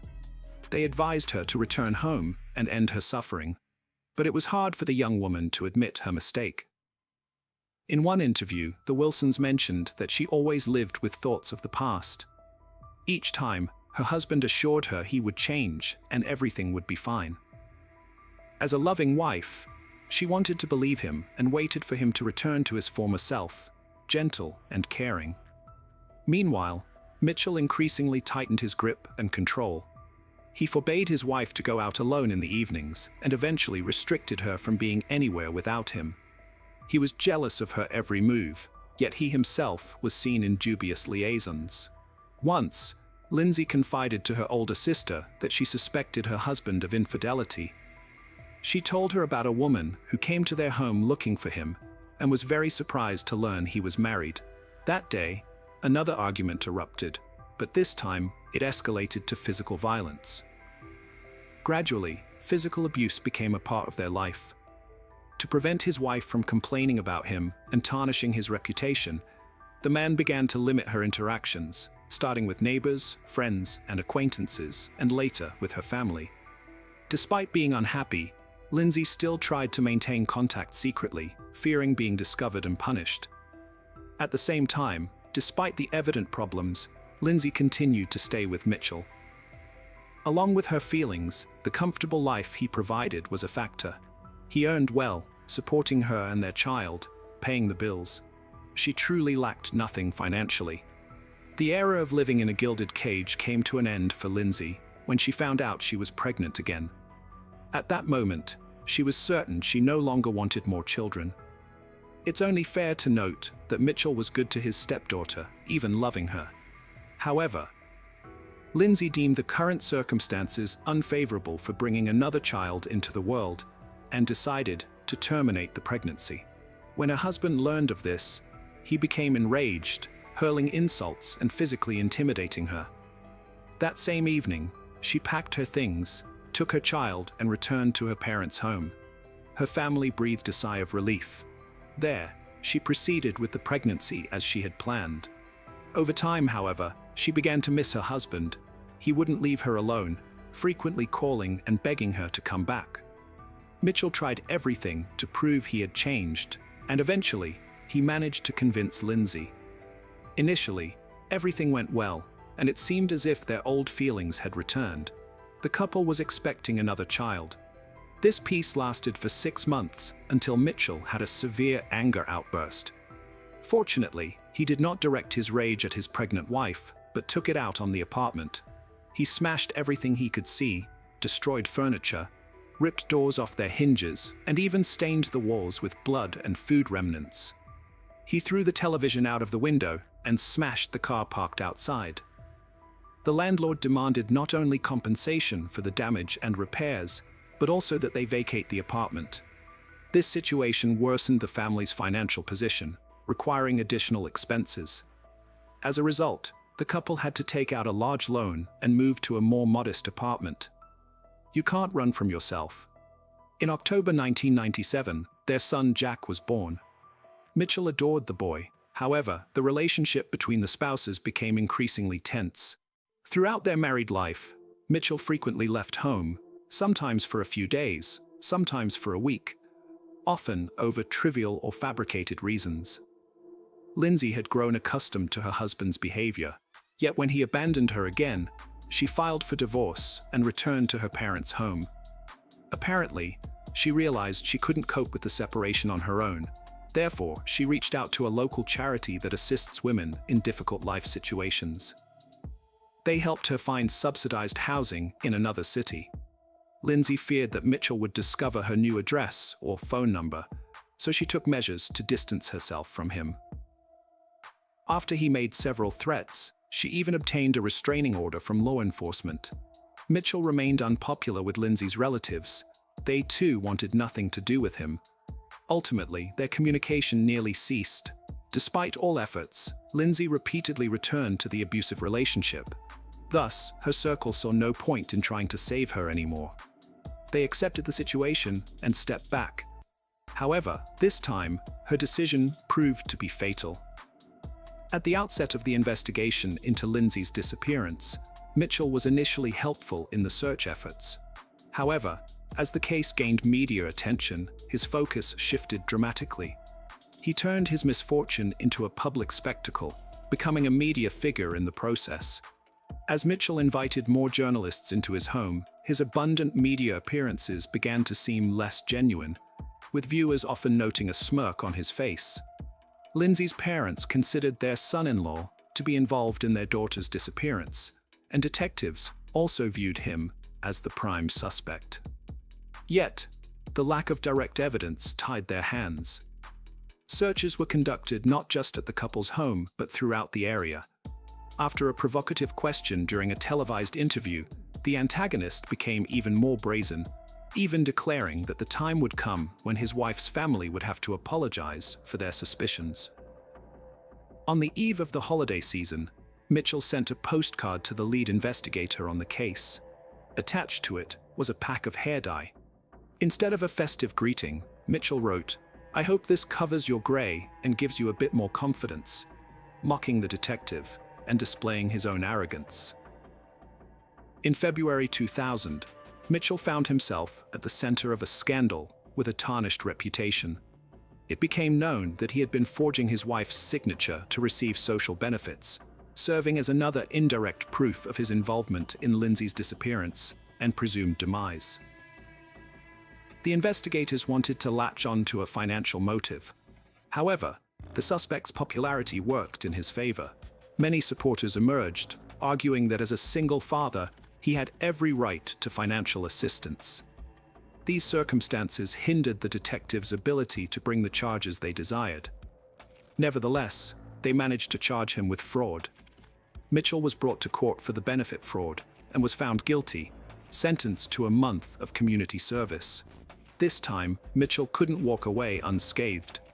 The forgery of his missing wife's signature appeared more than suspicious. The number of angry comments increased. Eventually, the man's patience snapped, and he began lashing out, blaming the media for intruding into his personal life. The case of Lindsay Mitchell's disappearance might have remained unsolved had it not been for a clue discovered by chance. On June 1, 2000, a park goer noticed his dog acting strangely near the roller coaster at a city amusement park. The animal uncovered human remains. Specialists were called to the scene, and the remains were sent for forensic examination, which revealed that they were parts of a female torso. Genetic testing confirmed they belonged to Lindsay, who had been missing for a long time. This breakthrough revitalized the investigation, making it clear that Lindsay had been the victim of a brutal crime. The focus now was to find the perpetrator. On June 7th, Mitchell was brought in for questioning. The detectives were determined, and after more than 36 hours of intermittent interrogation, the suspect broke down under the pressure and confessed to the dismemberment murder. On December 15th, 1998, after meeting with her sister, Lindsay informed her husband that she wanted a divorce. This time, she was resolute. According to Mitchell, this news infuriated him, leading him to attack and strangle her. The incident occurred in front of their children. He then hid her lifeless body in their bedroom, stuffing the gap under the door to mask any odors. Realizing he couldn't dispose of the body alone, he enlisted the help of his brother Elliot, a butcher, who he thought could assist. Elliot was initially hesitant, but was eventually persuaded by Mitchell. While the children played in the next room, they dismembered Lindsay's body and later dispersed her remains across the city. During his confession, the murderer expressed no remorse or empathy. Instead, he seemed proud of his actions, stating that without his confession, they would never have proven his guilt. The next day, he led them to the other locations where he had hidden her limbs. Sadly, her head and one hand were never recovered.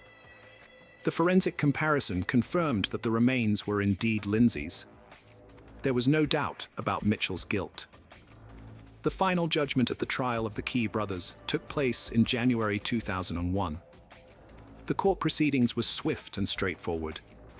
Mitchell was found guilty of first-degree murder and sentenced to life in prison with the possibility of parole after 17 years. The court-appointed psychiatrist noted that the defendant showed all the signs of being a narcissist with sadistic tendencies. His brother Elliot received a 7-year sentence for his role in concealing the crime. Lindsay's children were taken in by her maternal grandparents, who gave them their surname. Just 3 months after the sentence was handed down, another tragedy struck the Lindsay family. One of Lindsay's older brothers, unable to cope with the shock, took his own life in the attic of their family home. In his farewell note, he wrote that he saw no point in continuing in such a cruel world and wished to reunite with his sister. As of 2017, Mitchell Kwai has been eligible for parole. However, as of January 2023, his lawyer's requests have been denied 3 times. Lindsay's family, including the children, are concerned that the murderer might eventually be released. Consequently, they have started a petition urging that he remain incarcerated. As long as the voices of the victim's family are considered, the criminal will continue to serve his sentence. Regardless, no punishment can bring Lindsay back. Experience shows that most women with domestic Stockholm syndrome try to adapt to their abusers throughout their lives. Even when their families come to their aid, they continue to act against their own best interests. In such cases, only deep self-reflection in psychotherapy can help. If the victim does not come to realize the recklessness of their actions, the end of the relationship will be dire.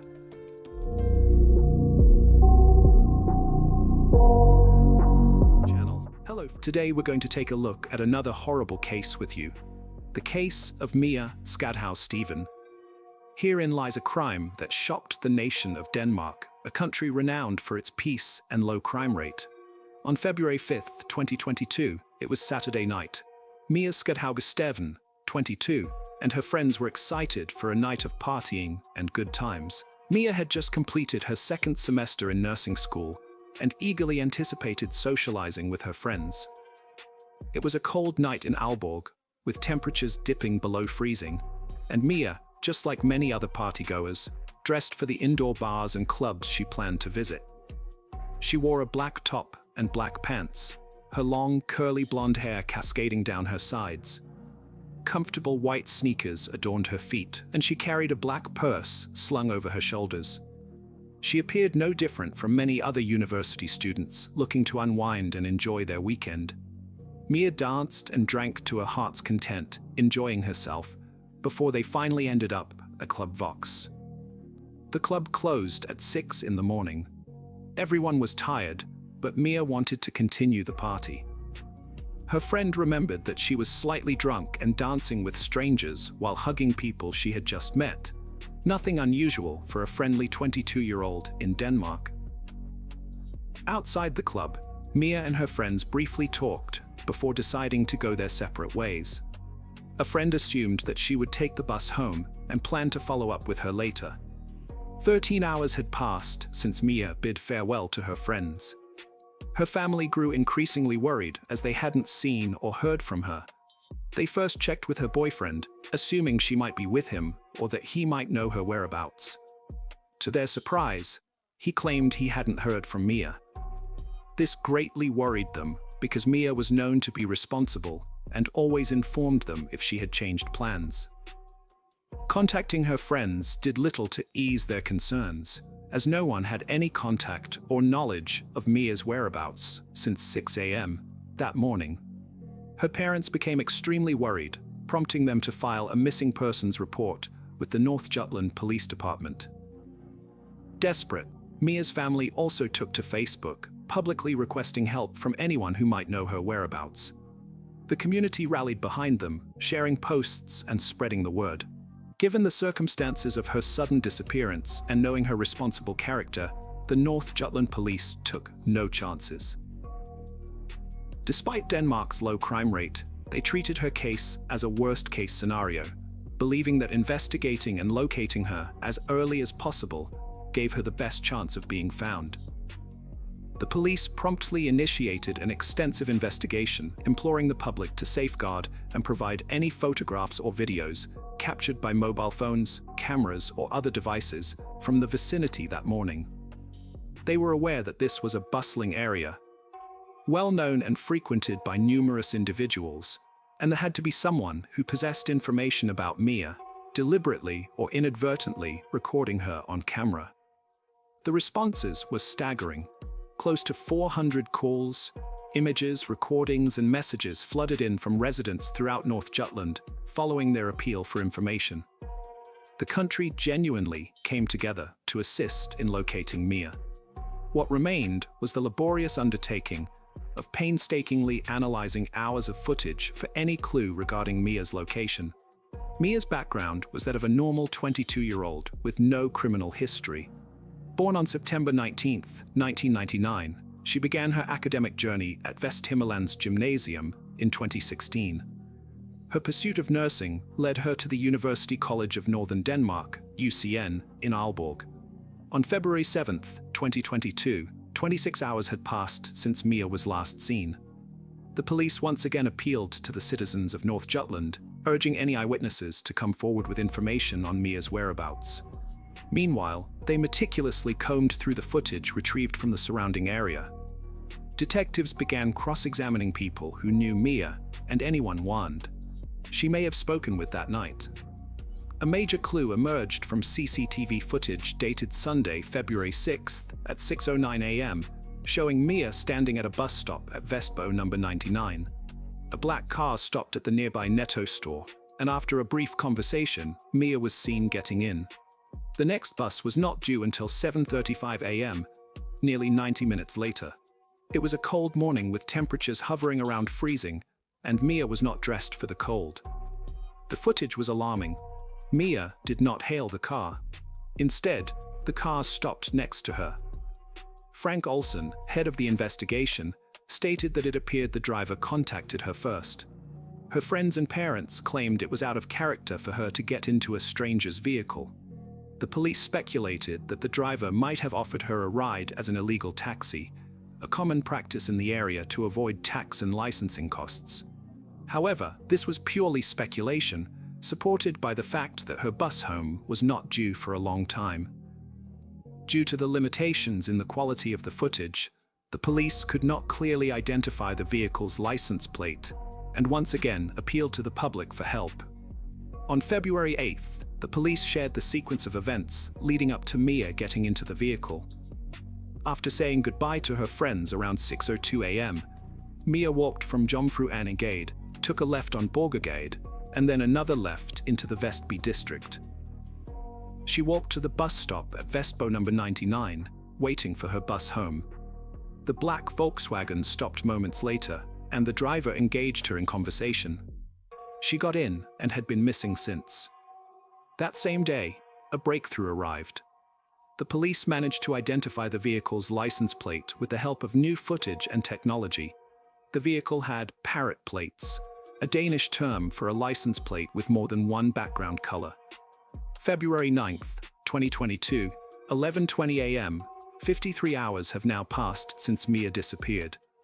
Police successfully traced the license plate to several addresses, specifically in Eremjøs, Skorping, and a summer house in Saltum. Amongst these locations, they located the vehicle matching the CCTV footage, a 2015 Volkswagen Golf, at one of the addresses. Although Mia had not yet been found, this critical lead led to the arrest of two men. Both were childhood friends, and their connection to the vehicle's license plate brought them to the forefront of the investigation. These two men, were known to the authorities for their history of petty crimes, including an incident where they had impersonated police officers at a soccer game.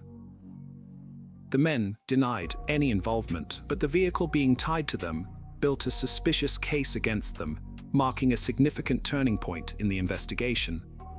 Within 24 hours, the police brought the two suspects to a constitutional hearing.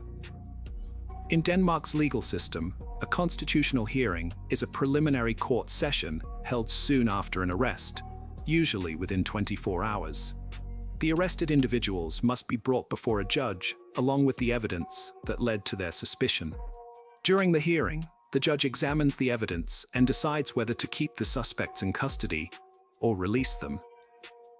This process, outlined in the Danish constitution, ensures the rights of the accused are protected while maintaining public safety. February 10, 2022, it had now been 4 days since Mia went missing. Mia's family, friends, and the community continued holding on to hope for her safe return. At the constitutional hearing, held in private at the Aalborg District Court, it was determined that one of the two men arrested could be released from detention, though the charges against them could continue to be investigated. The other man, however, a 36-year-old named Thomas Thomsen, was to remain in custody. Thomsen even voluntarily agreed to be detained for 4 weeks. Thomas Thomsen, an electrician, was described as polite, charming, neat, and proper. He was a sergeant in the armed forces and had practiced judo since his youth. The black Volkswagen was registered to Thomsen, making him the most likely driver who picked up Mia the morning she disappeared. In fact, the police traced his movements using his vehicle's GPS system. Although the system had been manually turned off 4 hours before Mia was picked up, the digital forensic team managed to retrieve much of his route. Consequently, the police's massive investigation focused on this route and his residences. They combed through multiple locations, including Thompson's residence in Flensvold, a summer house in Hammarby, and Erland Starkov. Clues began to emerge, painting a grim picture of what happened to Mia.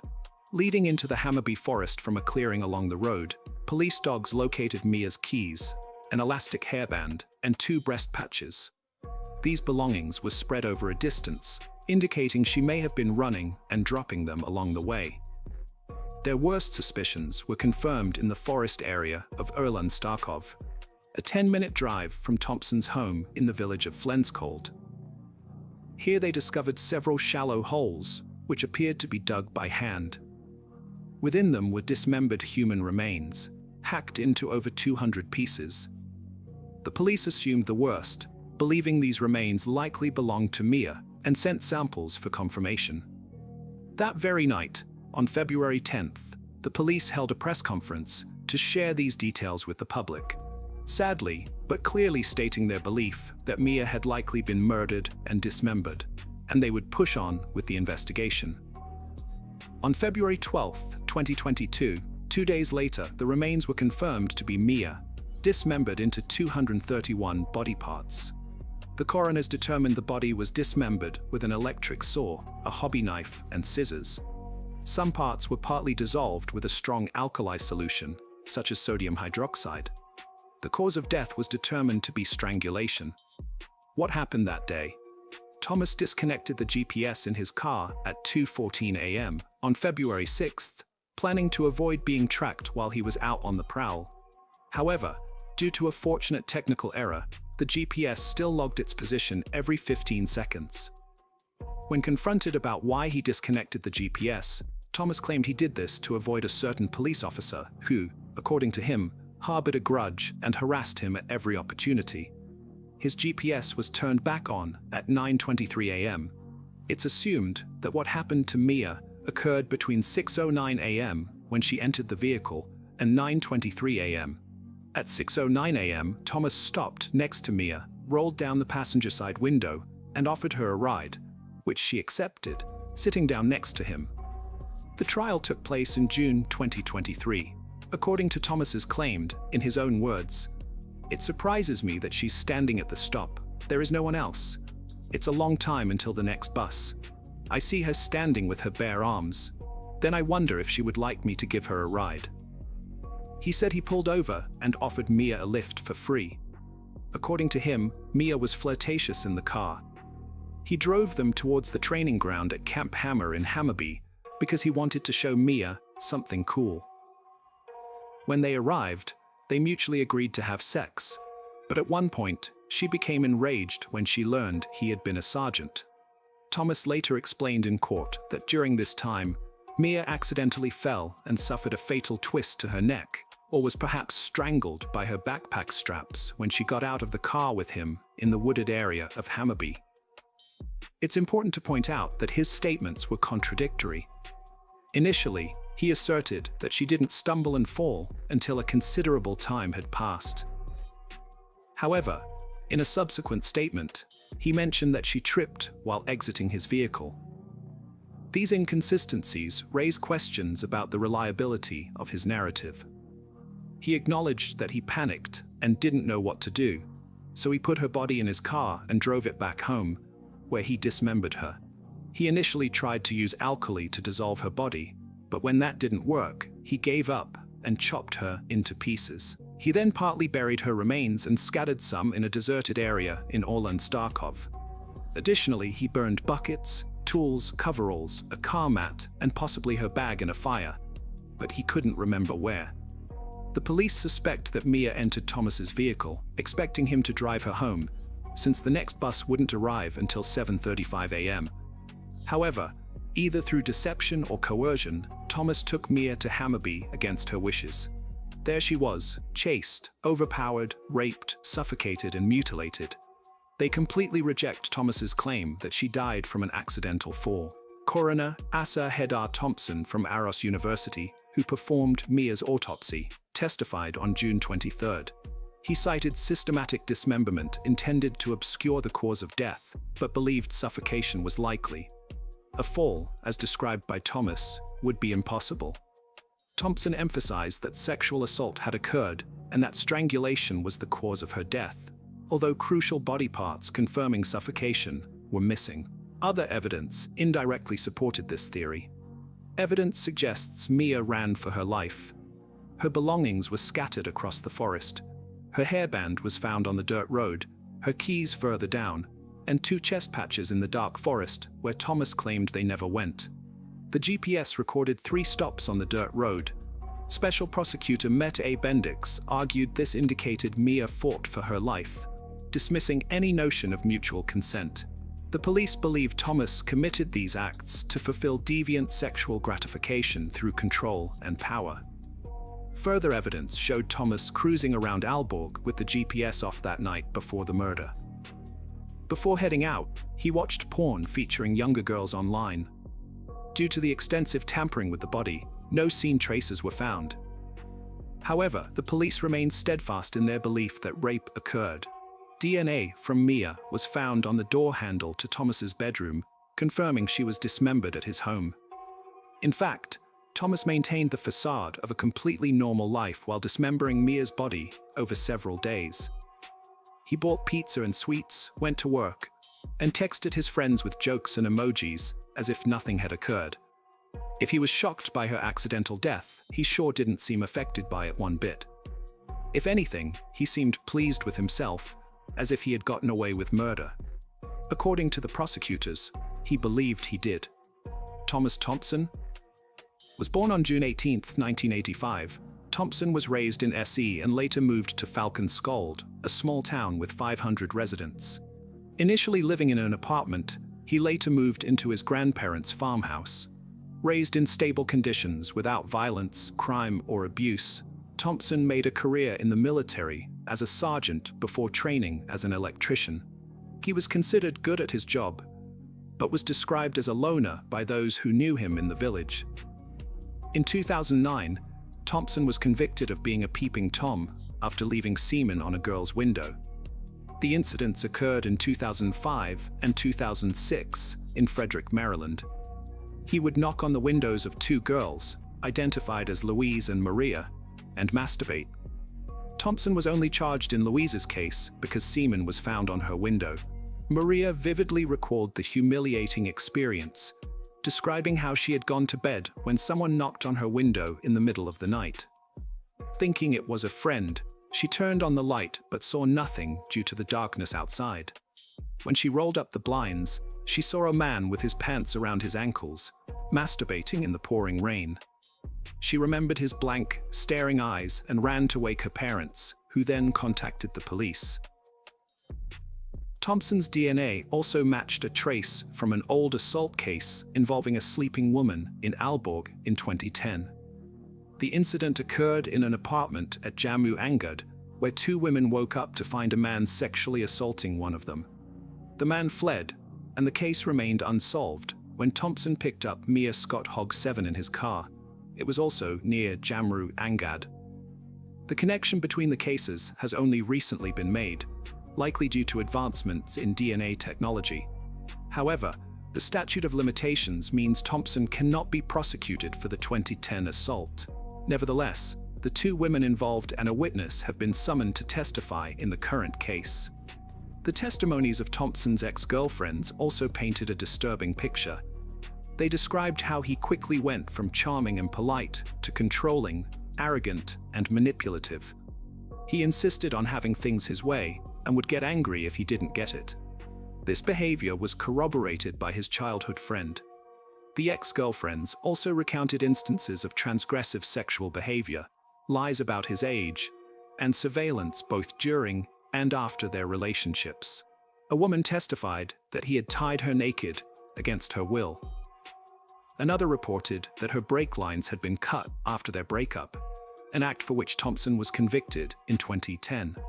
A third woman discovered an Excel sheet listing women and their sexual activities on specific dates. Thomas Thompson pleaded not guilty to rape and manslaughter, admitting only to the indecent handling of corpses. The court could not find sufficient evidence to prove he raped Mia or exposed her to sexual relations beyond his claim of mutual intercourse. Thus, he was only found guilty of attempted rape. Only the killer, Thomas Thompson, and his victim, Mia Skadhaug, Stephen, know exactly what transpired that morning in the deserted forest area of Hammer Bakar. It was there that he drove the slightly intoxicated young woman after trapping her in his car, following several hours of driving around, searching for a potential victim. In June 2023, the now 38-year-old electrician Thomas Thompson was convicted of murdering Mia Skadhaug Stephen. He was also convicted of attempted rape and indecent treatment of a corpse. The court noted particularly aggravating circumstances and sentenced Thompson to custody based on a mental evaluation conducted during the case. The Council of Forensic Medicine stated, "He is domineering, manipulative, and not reflective in relation to guilt. There is a high risk of repetition of violence and crimes of immorality." They concluded that Thompson posed a significant danger to the life, limb, and health of others if found guilty of the crime. Thompson continues to maintain his innocence regarding the charges of murder and attempted rape. Immediately after his sentencing, he appealed to the High Court. He's expecting to hear the judgment on his appeal by the end of May 2024, hoping for an acquittal or a lighter sentence. In the face of such tragedy, Mia's parents bravely thanked the community for their outpouring of support. They wrote, "Thanks for all your thoughts and greetings, but we are asking for no flowers." This case sparked an increase in community concerns for more surveillance cameras in the city center. Additionally, a group of dedicated volunteers came together to establish the Safe House Initiative, which aims to ensure the safety of all young people traveling home.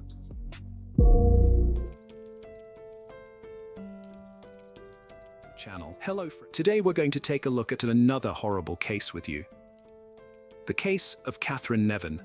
55-year-old Tom Nevin was fatally shot in his pub, Jack White's, near Arklow, in the early hours of March 19th last year. He was killed by a single shotgun blast to the side as he was counting the takings after the St. Patrick's holiday weekend. His car, which was driven away after the robbery, was later discovered abandoned at Dartmouth Square in Dublin.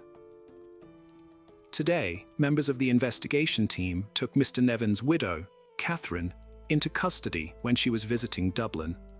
She was arrested in the Ballyboe area of the city at lunchtime and brought to the Bridewell Garda station, where she was charged with the murder of her husband and with soliciting others to murder him in 1989 and 1990.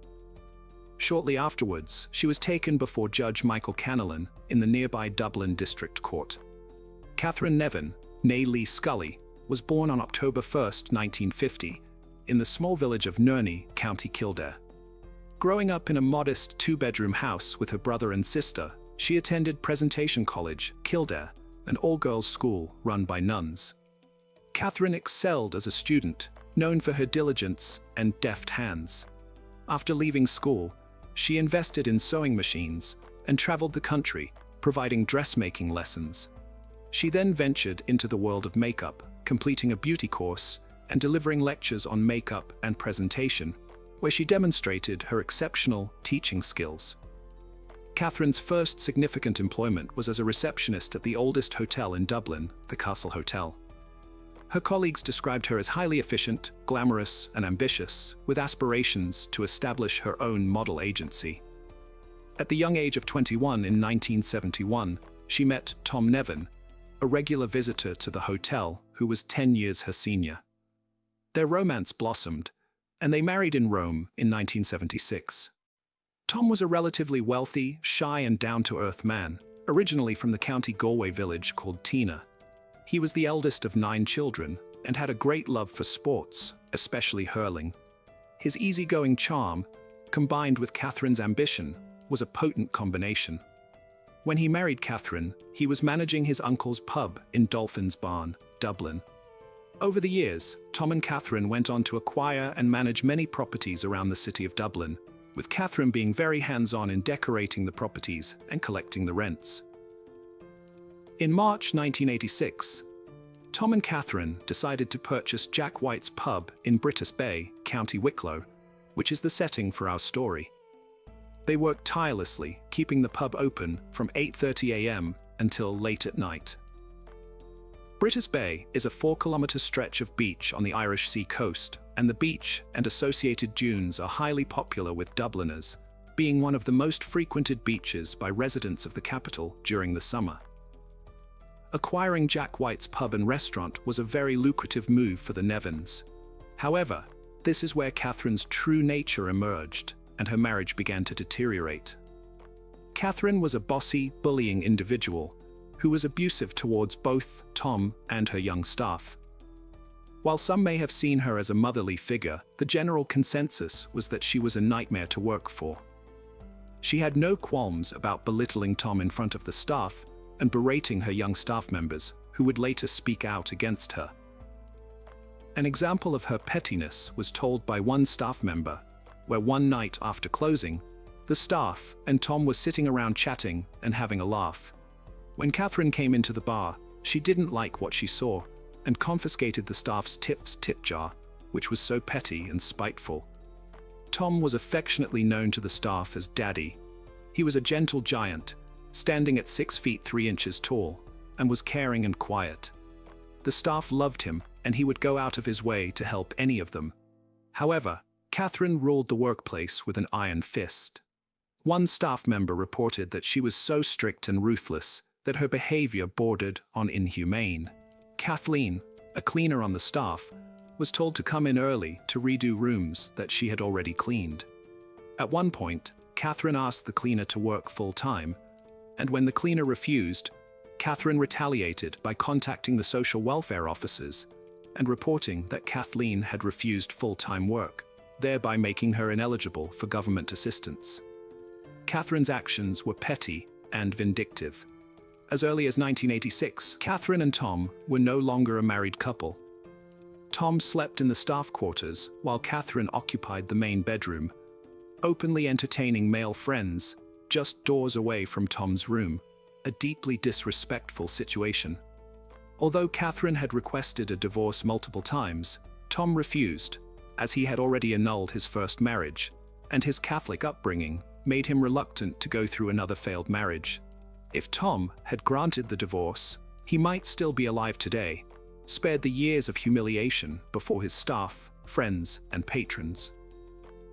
Between 1989 and 1991, Catherine desperately wanted to end the marriage, making no fewer than 18 requests to have her husband killed. She stood to benefit greatly from his death, as she would inherit the pub worth £670,000, their two Dublin properties worth £1 million at the time, and a £78,000 payout from an insurance policy, along with £197,000 in cash. Catherine was not only all I've said above, but she was also a bit of a gore, as we would call her here in Ireland. She had men left, right, and centre, with no shame, and she loved men in high-profile jobs. If someone high-profile visited Jack White's, she would fall over herself, as she was a bit of a sex kitten and used her sexuality to her advantage, with short skirts, low tops, and high heels. On Tuesday, the 19th of March, 1996, Tom and Catherine were to celebrate their 10th anniversary of owning Jack White's pub. It was just after Paddy's weekend, so the pub was extra busy. Tom didn't get the chance to go to the bank, and on the Tuesday evening, he was downstairs in the kitchen of the pub, counting the weekend's takings, while Catherine was asleep upstairs. According to Catherine, she was awoken by someone pressing her face into a pillow, and a man was shouting, "Jewelry, kill you," with a knife in his hand. Catherine was then tied up by her attacker. After a while, she heard two vehicles speeding away. She managed to get to a panic button, and the Garda arrived around 4:30 a.m. They found Tom slumped on the kitchen floor in a pool of blood with a gunshot to his chest, still wearing his glasses and a pen in his hand. He was surely dead. A sum of £13,000, equivalent to €16,500 today, was stolen, along with Tom's car, which would later be found in Dublin City, abandoned. It looked like a robbery gone wrong, but despite Catherine's story, there were no signs of a fourth entry, and the phone cards had not been pulled out of the walls, but two were off the hook. Catherine's bedroom was in a state of disorder, but it did not appear to have been systematically searched, and jewelry had been scattered around, but none was taken. From the time of the shooting, it would take Catherine a total of 2 hours before she pressed the alarm button to alert authorities of the break-in. She would greet the Garda scantily clad and tell them she had been tied up with her own black tights, and her underwear had been thrust into her mouth as a gag. A Garda fingerprints expert found drawers discouraged on the floor, which appeared to have been lifted from the sides and placed on the ground. None of the doors and windows in the pub showed signs of forced entry. She had not gone to her husband's separate bedroom for help once she had freed herself. A witness would recall how on the day of the murder, Catherine had told staff they were not welcome to stay there that night in the pub, as they had often done after a night out, especially after a bank holiday weekend. While many of the circumstances seemed suspicious, and the Gardaí were confident they had their killer, there was still a lack of firm evidence, no forensics, no white witnesses, and no admission of guilt. Circumstantial evidence would not be enough to convict her. However, while they built their case, Catram would play the grieving widow to a T, all dressed in black, carrying a single red rose and lapping up the sympathy pool from family, friends, and people who knew them through their businesses. Catherine even installed a huge headstone at Tom's gravesite and writings of poetry inscribed, showing her love for Tom. She even took out an advertisement in a local newspaper that spoke of her devotion to Tom. It would take until April 1997 for Catherine to be arrested, shortly after she had sold the pub for £500,000. When she was later charged with murder and solicitation to murder, she had already become one of the most widely discussed and recognizable individuals in the country. Later, Tom's family would petition the courts to freeze all assets until the conclusion of the trial, including the proceeds from the pub's sale. In 2000, the first trial collapsed when it became known that the jury's deliberations had been overheard. The second trial was delayed when Catherine was hospitalized, but resumed a few days later. Catherine pleaded not guilty, and as the prosecution had only circumstantial evidence, they heavily relied on the testimony of 3 specific witnesses. Between 1989 and 1991, Catherine had approached these 3 men, who became the key witnesses for the prosecution. The first man was William McLean, a self-admitted smuggler from County Monaghan, who was among the initial barmen employed at Jack White's pub when the Nevins acquired it. He was also Catherine's first known extramarital companion, and he claimed to have been compensated solely through her kindness. Years later, he received a phone call from Catherine, informing him that she was hospitalized following a heart attack. However, it was in fact a cosmetic surgery procedure. She offered him £20,000 and the prospect of rekindling their relationship if he agreed to kill Tom. His response was a firm refusal. The second man was John Jones, a former member of the political party Sinn Féin, who ran an advice clinic at the back of his shop in Dublin. She had offered to host meetings in the pub to gain favour with the IRA. She visited his shop one day and directly requested that he have the IRA kill Tom. Jones thought she was joking and refused. A few weeks later, she would return with the same plan, but Jones would decline again. She even showed up at his business premises, bruised and bandaged, claiming that Tom had assaulted her. In fact, she had undergone cosmetic surgery again. As it seems, our Catherine was fond of such procedures in the past. Eventually, she got the message and stopped asking. The third of these witnesses was Jerry Heaps, a former member of the Provisional Irish Republican Army, and he worked for John Jones in his shop. It was Jones who had originally introduced Jerry to Catherine. She approached him at least 10 times, asking him to help her kill Tom. Then she suggested to him that Tom could be killed during one of his weekly visits to the flats he owned, as it would be an opportune moment since he would have the pub takings with him. Every time Jerry refused, she would come up with another idea. One of these involved ambushing him after having a meal out with Catherine. He told her he couldn't do that because the bulk of the shot would pass through him and hit her. Catherine's response to this was that it would look great if Tom was to die in her arms. Jerry said no once again. Catherine also would have an affair with Guard Inspector Tom Kennedy, an affair he would deny in court. This affair began in 1991. Several staff members would say in court that Kennedy was a frequent visitor to the pub, and one staff member said she had seen him and Catherine in bed together on several occasions. Kennedy would say that Tom was his friend and he was the only reason he went to the pub, but Tom would say different to one of his staff the morning after a retirement party that was held at the pub for Kennedy, where Catherine would gift him paid flights to New York to visit his children, a very generous gift on Catherine's part. Kennedy will go on to say to the Gardaí that Catherine was the type of woman who would give you a pain in the head when she started getting on about things. He said he was aware of the rumors of him and Catherine having an affair, but that he was over 60 and that sex would not be a concern of his. Next, we have Judge Danica O'Buckler, who was introduced to Catherine by Tom Kennedy. Edward said he too had an affair with her, which he also denied, just like Kennedy. It was also stated that he had his own key to the pub and would let himself in and out at all hours of the night. Allegedly, Tom was very upset by this affair, according to staff members, and he would frequently argue with Catherine over it. Catherine would later go on to deny these affairs in court. On the day before Tom's murder, Monday the 18th of March, the bar and lounge saw steady customer traffic. The only unusual occurrence that day was a visit by a strange man wearing a long overcoat and carrying a bag. This man then went to make a phone call, and one of the staff said he was muttering into the phone. He spoke to Tom, and the staff presumed Tom knew him, given the nature of their conversation. This man was not seen leaving the pub that day, and it is possible that he did not leave, but instead hid in the pub and later, in fact, shot Tom. Also, after Tom died and Catherine was under investigation for his murder, there was no objection to oppose her taking on the license of the public house exclusively. The Judge Danica O'Buckler would be the one to grant her the license in his private chambers.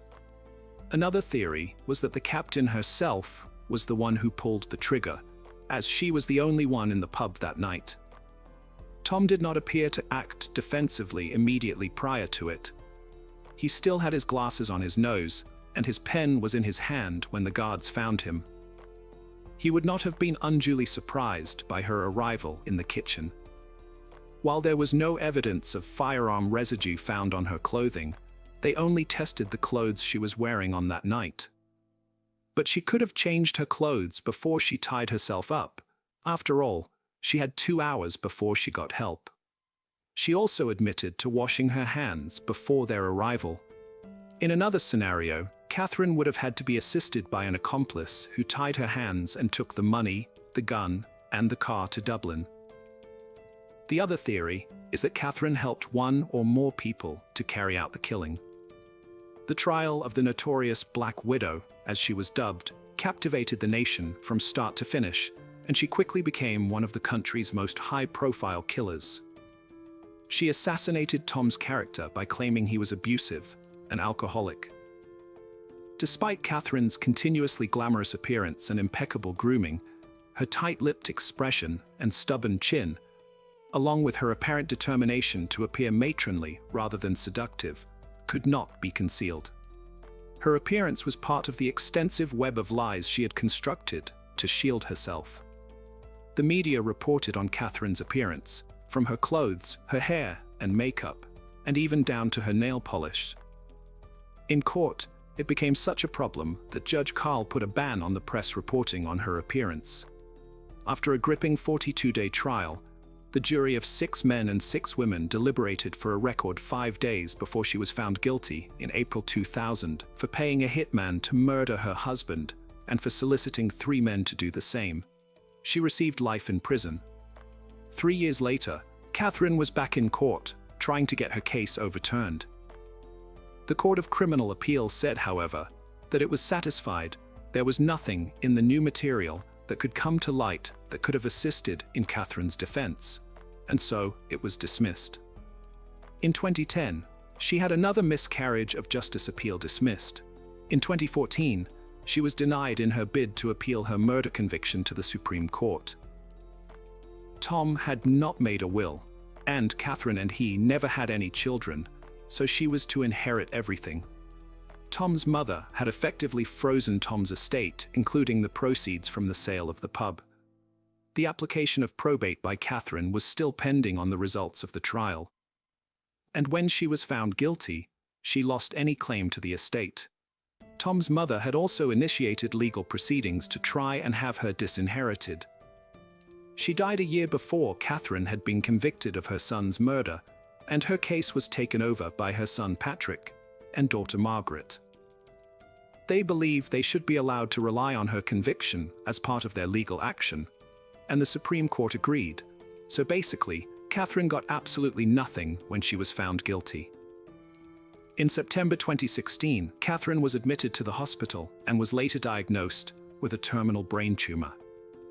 She stayed there for 3 days and was granted a reviewable temporary release, RTR, to receive treatment. On November 7, 2016, she was transferred to an acute post-care unit while undergoing medical treatment. She remained there until August 2017, when she again received an RTR for pre-release and re-socialization. She was provided with supportive accommodation and stayed there until she was re-hospitalized on November 6, 2017. In December 2017, she was moved to a hospice care facility, where she remained until her death in February 2018. She was 67 years old. Catherine protected her innocence until the end. Despite being convicted of murder by a jury, she insisted that this was not conclusive proof of her guilt. Additionally, she never revealed who had assisted her in killing Tom.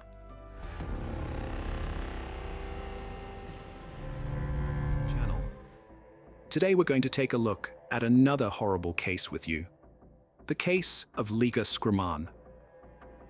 India is the only country in the world where cultural and religious traditions have not been interrupted since ancient times, which is probably why it attracts tourists from all over the planet. But in our story, we will look at India like a coin that has a different image on each side. On April 20th, 2018, at dawn, 2 young men went fishing down the river toward a mangrove forest. They took a long boat ride downstream until they reached a remote and quiet place.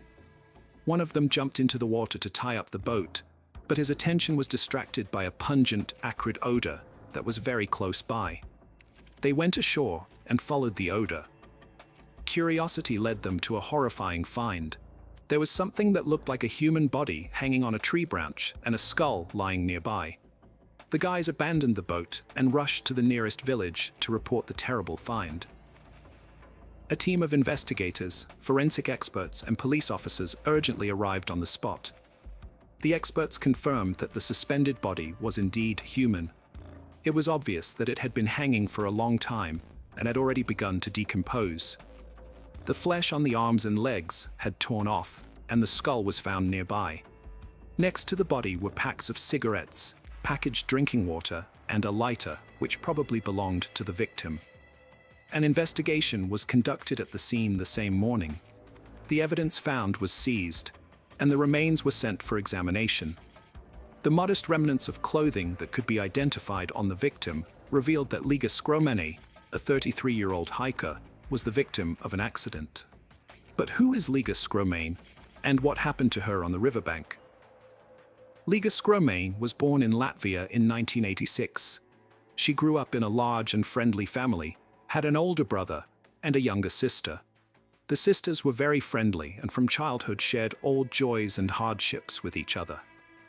Growing up, Liga moved to Ireland, but always maintained close relations with her family. It was in Ireland that she met Andrew Jordan. It was not love at first sight, as the modest Liga had difficulty in communicating with new people. But after 5 years, Liga and Andrew turned into a married couple who made great plans for the future. Despite the fact that Liga worked in a hotel and led a modest lifestyle, she dreamed of opening her own center of yogic retreats in Portugal. Andrew supported his beloved's idea, and together they saved money for 4 years to fulfill their dream. But fate had other plans. In early 2018, Liga was experiencing the effects of an aggravated skin disease that was causing physical and mental discomfort. To help her sister overcome this ailment and restore her emotional state, her sister Ilza invited Liga on a trip. So in February 2018, Liga and Ilz traveled to Thiruvananthapuram, the capital of Kerala, so that Liga could receive Ayurvedic treatment for depression. Kovalam is the premier Ayurvedic resort of Kerala in India. Kovalam, which means grove of coconut palms in Hindi, is a small village offering everything you need for a comfortable and complete rest and treatment. Ayurveda is the oldest system of medical knowledge, which originated more than 5,000 years ago. Ayurveda is based on the universal laws of nature, on the unity of all things in this world. Ayurvedic programs help a person to restore balance and harmony in the body. Panchakarma is the best Ayurvedic program for modern man in Kerala. Panchakarma helps to reboot the body effectively. Most of those who have undergone the Panchakarma course in Kerala repeat it annually, and it is not without reason, as regular Panchakarma not only allows us to get rid of extra pounds, but also adds a couple of decades of healthy life. Since 1985, Ayurveda has been recognized by the World Health Organization as the most effective system of alternative medicine in the world. Let us emphasize that all the promised benefits of Ayurveda are only an alternative, not a panacea for healthy longevity. The 33-year-old Liga and her sister came to Kerala in search of spiritual enlightenment, hoping to be cured of depression in one of the Ayurveda centers. Their treatment tour was scheduled for 6 weeks and included yoga classes, meditation, therapeutic herbal drinks, and nutritional and massage recommendations. The sisters were treated together at an Ayurvedic clinic at Kovalam in Kerala and have already completed their course. On the morning of March 14th, Liga refused to go to yoga class with her sister, explaining that she had a headache. When Ela returned to her room, Liga was not there. With the help of the hotel staff, Liga was able to find out that her sister left the hotel around 11:30 a.m., wearing leggings and a yoga t-shirt, hired an auto rickshaw, and went to Kovalam beach for a walk. The beaches around Kovalam are popular destinations for both domestic and international travelers. The sandy beaches of Kovalam are always crowded. However, Liga could not be found there. Liga wandered the beach until late at night, showing her sister's picture, but never heard the long-awaited response that someone had seen her. This was actually strange, as Liga was a tall white girl who definitely stood out, and if she was actually on the beach, someone should have seen her. After searching unsuccessfully, Isla went to the police station to report her sister missing. However, the Indian police officers did not show any sympathy for the missing foreign tourist. On the contrary, they complacently asserted that they would surely find the girl who had strayed, or that she would surely return the next day. They were not even deterred by the fact that Liga, according to her sister, had psychological problems and could be an easy target for criminals. The police registered a case, but the investigation started coldly, or rather, it is more correct to say, did not start at all. Liga had traveled extensively in Kerala, visiting Kollam, Varkala, and finally came to Kovalam. She considered herself a very experienced traveler in India, and this time she took her sister with her to show her the India she loved so much. But the trip turned tragic. After a few days of inaction by the Indian police, Liga started searching on her own. She enlisted the help of friends, and also reported Liga missing to her husband, Andrew, who flew urgently to India. The police investigation intensified after the missing person's husband, Andrew Jordan, and Liga contacted the local press and started an online campaign to find her. Liga also reached out via Twitter to India's Foreign Minister, Sushma Swaraj. "Please help, my sister, a Latvian citizen, has been missing for 8 days. We are very worried," she wrote. The desperate sister announced a reward of 100,000 rupees to anyone who could help find Liga or provide any information about her movements that day. Liga and her friend Alexa, who had also traveled to India after hearing about Liga's disappearance, put up posters in the Kovalam beach area where Liga was last seen.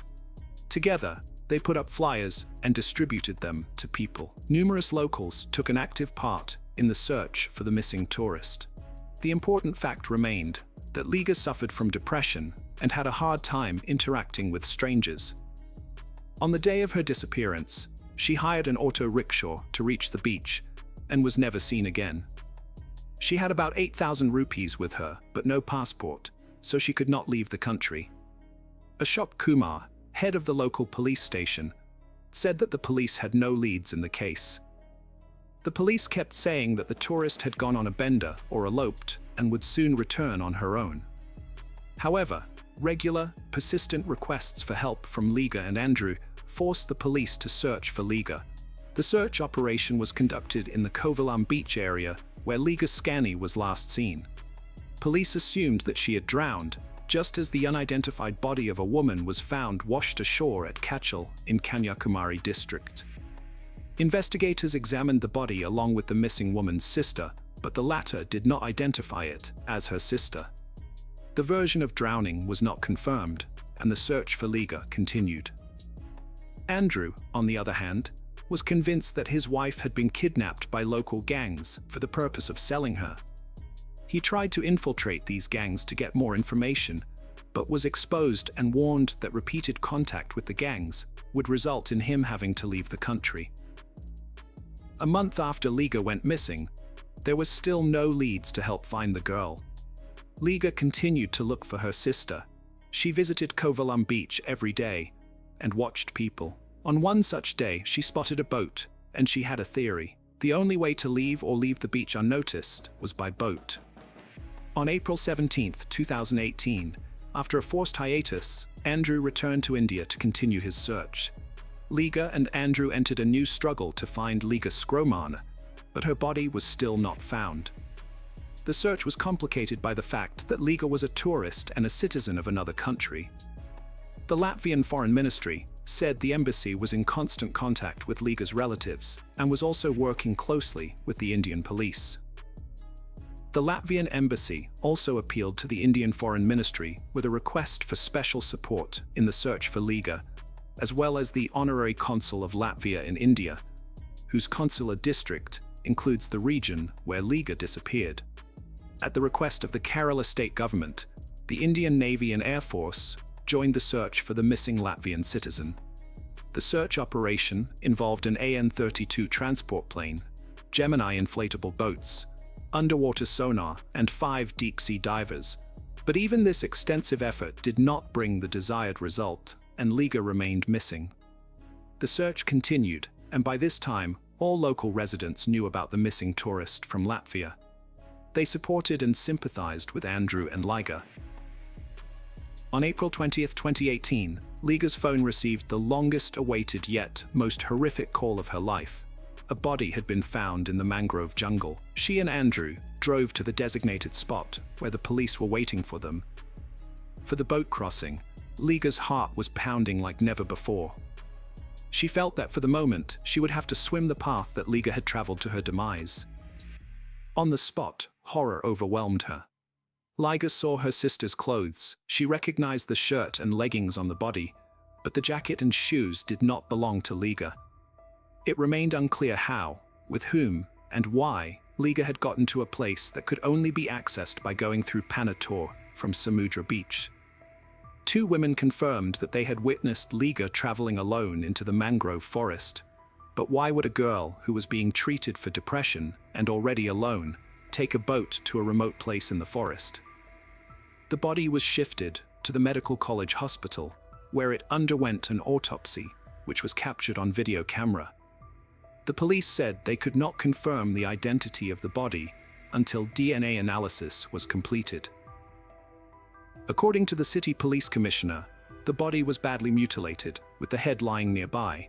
Police tentatively identified the dead woman as missing tourist Liga Scrumain. In favor of the investigators' conclusions is also the fact that Liga's relatives identified the victim by her hair and clothes. One of the versions put forward by rescue services in India was poisoning. There are poisonous pong-pong trees in the mangrove forest, and she could have accidentally or intentionally eaten their fruit and poisoned herself. Between 1989 and 1999, more than 500 people died from poisoning by its fruits in Kerala alone. However, this theory seemed nonsensical because the person was found hanging upside down, but there was no head.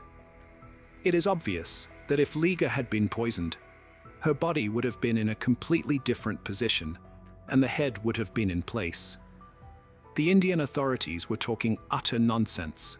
Based on the information about Liga's complex psychological problems, the investigators also considered the possibility that Liga had voluntarily taken her own life.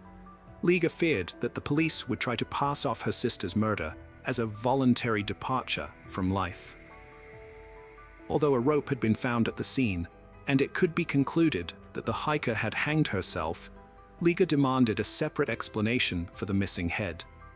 "Don't tell me it's lost," Liga said sarcastically in yet another appeal on the internet. Breathlessly, Liga and the anxious public waited for the results of the forensic tests. The forensic results were overwhelming. The report stated that there were areas of blood pooling in part of Liga Scrumain's brain, as well as bruising in the neck area. The autopsy revealed that the woman had been strangled by several people and was killed in an attempted violent attack. There were external injuries on the body, probably sustained during the struggle. However, the fact of violence could not be definitively confirmed as the body was in the decomposition stage. There were characteristic injuries on the cartilage in her throat, which indicated that someone had forcefully squeezed her throat. The trauma was severe enough to be fatal, according to forensic experts. There were blood clots in her brain, which confirmed strangulation. They also noted that there were bruises on her neck and legs. A total of 9 wounds were recorded on Liga Scrumain's body. In view of the above, the police no longer considered the version of voluntary death. According to the autopsy, it was determined that Liga was murdered after resisting or struggling. Ilse breathed a sigh of relief and hoped that the police would soon find her sister's killers. But there were complications as well. As part of the investigation, the police began checking out local drug dealers and card players. In addition, during interviews with local residents, 2 women said that they saw Liga walking alone to the place where her body was later found, but the police said they did not fully trust their words. Meanwhile, Liga's relatives have accused Indian police of incompetence, claiming that if the girl had been searched for immediately, the tragedy could have been avoided. The 33-year-old Latvian tourist is believed to have been grabbed from a nearby beach and transported by boat before being strangled. A special team of investigators has begun looking for those responsible for the crime. About 40 suspects were interviewed. However, arrests were planned to be made a few days later after the law enforcers had enough evidence. The Indian police conducted an investigation that led to the arrest of 2 men who were eventually accused of killing Liga Skromine. Police revealed that Liga Skromine was lured by 2 men who then abused her before dismembering her body. The alleged assailants, who are now in custody, are local dealers in illegal substances. The suspects fully confessed under torture. Both the accused were pimps and were also dealing in illegal substances, police said. The autopsy did not reveal much evidence because Liga's body was badly decomposed. Andrew Jordan filed a petition in Superior Court for a review of the felony murder case. He believed that more people were involved in the woman's murder. In the petition, he pointed out that both defendants later recanted their pleas of guilty to the crime. According to Jordan, the men may have confessed because they were tortured, which, as it turns out, is a common practice in India. However, the Supreme Court of India denied the murdered woman's common-law husband, Andrew Jordan, a review of the case due to lack of direct evidence. The trial was postponed for 2 months, but Andrew was outraged by this attitude of the authorities. He had earlier accused the Kerala authorities and police of incompetence and attempts to cover up Liga's murder so as not to scare away tourists. Both the suspects' lawyers asked for and got a postponement by law. They have the right to postpone the case once without giving any reason. The more they postponed, the more he was convinced the case was unclean. However, both suspects were in custody. Investigation revealed that 32-year-old Umesh and 28-year-old Udayakumar offered Liga Scani weed, and when she was drugged, they used it and then strangled and decapitated her. It is noted that the 2 men apprehended for the murder of Liga Skram had previously committed similar crimes on numerous occasions. Both of them worked for a food delivery company in the Kerala capital and earned money as illegal tour guides in their spare time. Umesh and Udayan have been charged with destruction of evidence, murder, poisoning, kidnapping, and rape. The place where Liga's corpse was found had earlier served as a pleasure ground for Umesh. He used to take men there. 13 criminal cases have been filed against him, including 6 for sexual assault and 1 for attempted murder. Several of Umesh's victims have testified against him.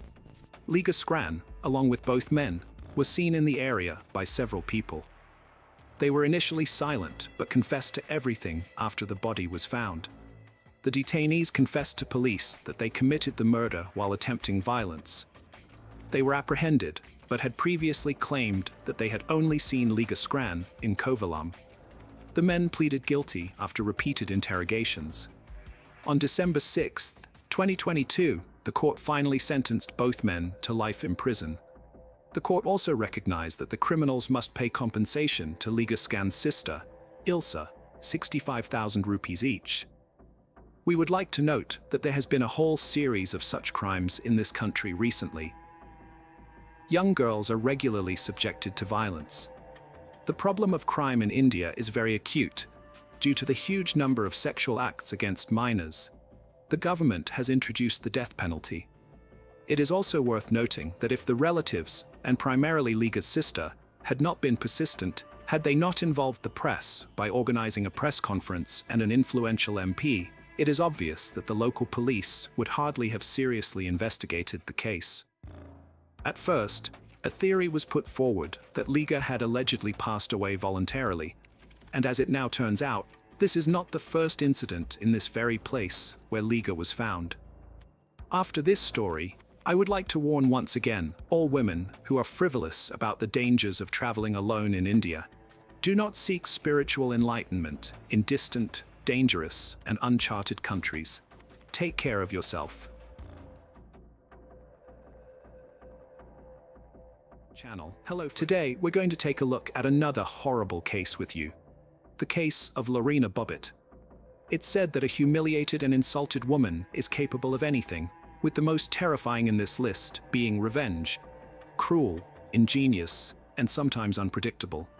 Much in this regard depends on the lady's level of sanity, but one must not overlook the depth of her hurt. This destructive emotion can be carefully hidden within a woman for years, but if it erupts, it will sweep away everything in its path. The story of the Bobbitt spouses in the early 90s shook the world, and their surname became a byword, spawning the verb to bobbit, which means to cut or to chop. This case drew heightened public attention, not just to the issues of domestic violence, but also to such a delicate subject as marital assault, which many try to sidestep. Lorena Leonore Bobbitt was born on May 15, 1970, in the town of Bucay, located in eastern Ecuador near the province of Chimborazo. She was the youngest child in a simple and very modest family. When she was in elementary school, her family moved to Venezuela and settled in Caracas. Lorena grew up quite clever. She performed well in school, was diligent and goal-oriented. In her teenage years, she lost her father, and her relationship with her mother, Elvia Gallo, was quite strained. As soon as she graduated from school, she decided to move to the United States to live with her cousin, Jana Basutti. Her relative gladly took her in and helped her with the paperwork for a student visa. However, she was a very conservative woman, so Lorena, living in her house, had to abide by a strict set of rules, just like Jana's own children, and also take on some of the household duties. Despite everything, the young woman decided to stay in the US as she realized that it offered her far more opportunities than Latin America. She had long been attracted to the beauty industry, so Gallo decided to train as a manicurist. Moreover, Basutti owned her own beauty salon located in the city center, had extensive experience in the field, and was eager to help her niece learn the profession by allowing her to observe the work of the specialists and practice on her own. Later, her aunt arranged for her to work part-time in her salon. About 8 months after she moved to the new country, the young woman had settled in, enrolled in college, and was working as a manicurist in her relative's salon while gradually saving money. In September 1988, Lorena was preparing to go to a party with several of her friends. Her aunt gave her strict instructions on how to behave and what time she needed to be home, and she promised that everything would be fine.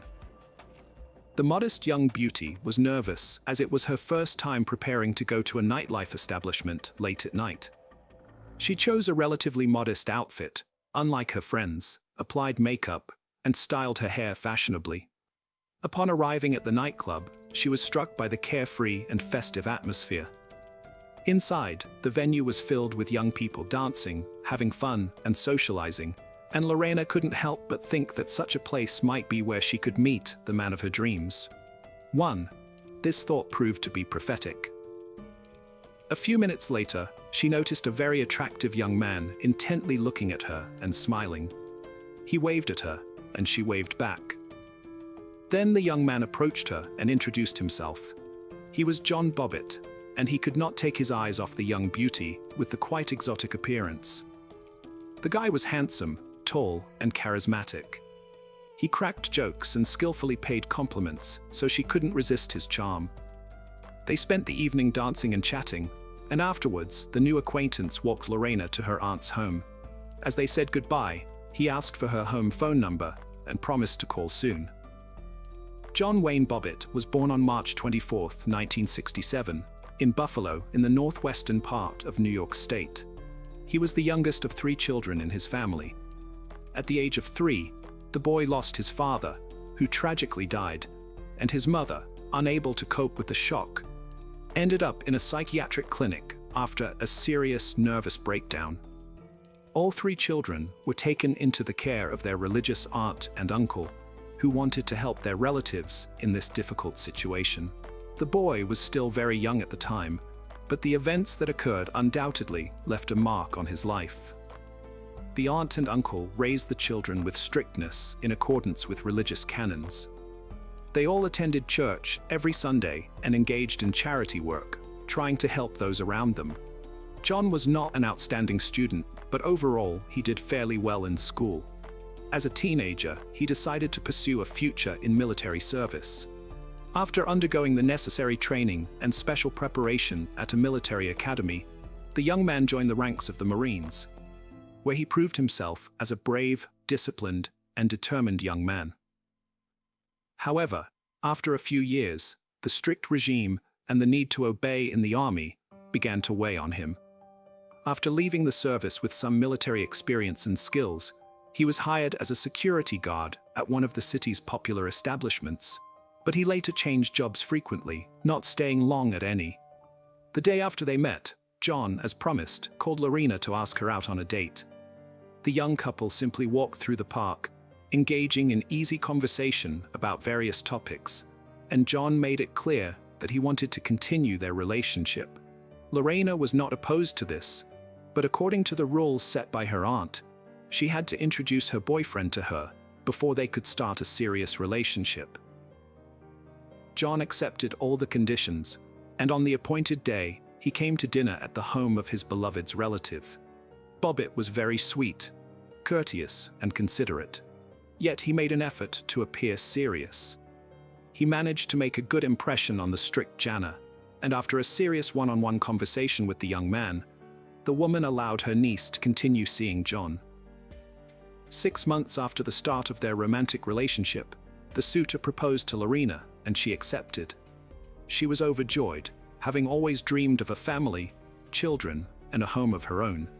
The couple began preparing for the most important event of their lives, and in June 1989, shortly after Gallo turned 19, they made their union official. The wedding celebration was quite modest, as the young couple did not have the money for a lavish ceremony, and they chose to spend their savings on a honeymoon by the warm ocean coast. They were happy, but the only shadow over the celebration was the absence of the bride and groom's parents.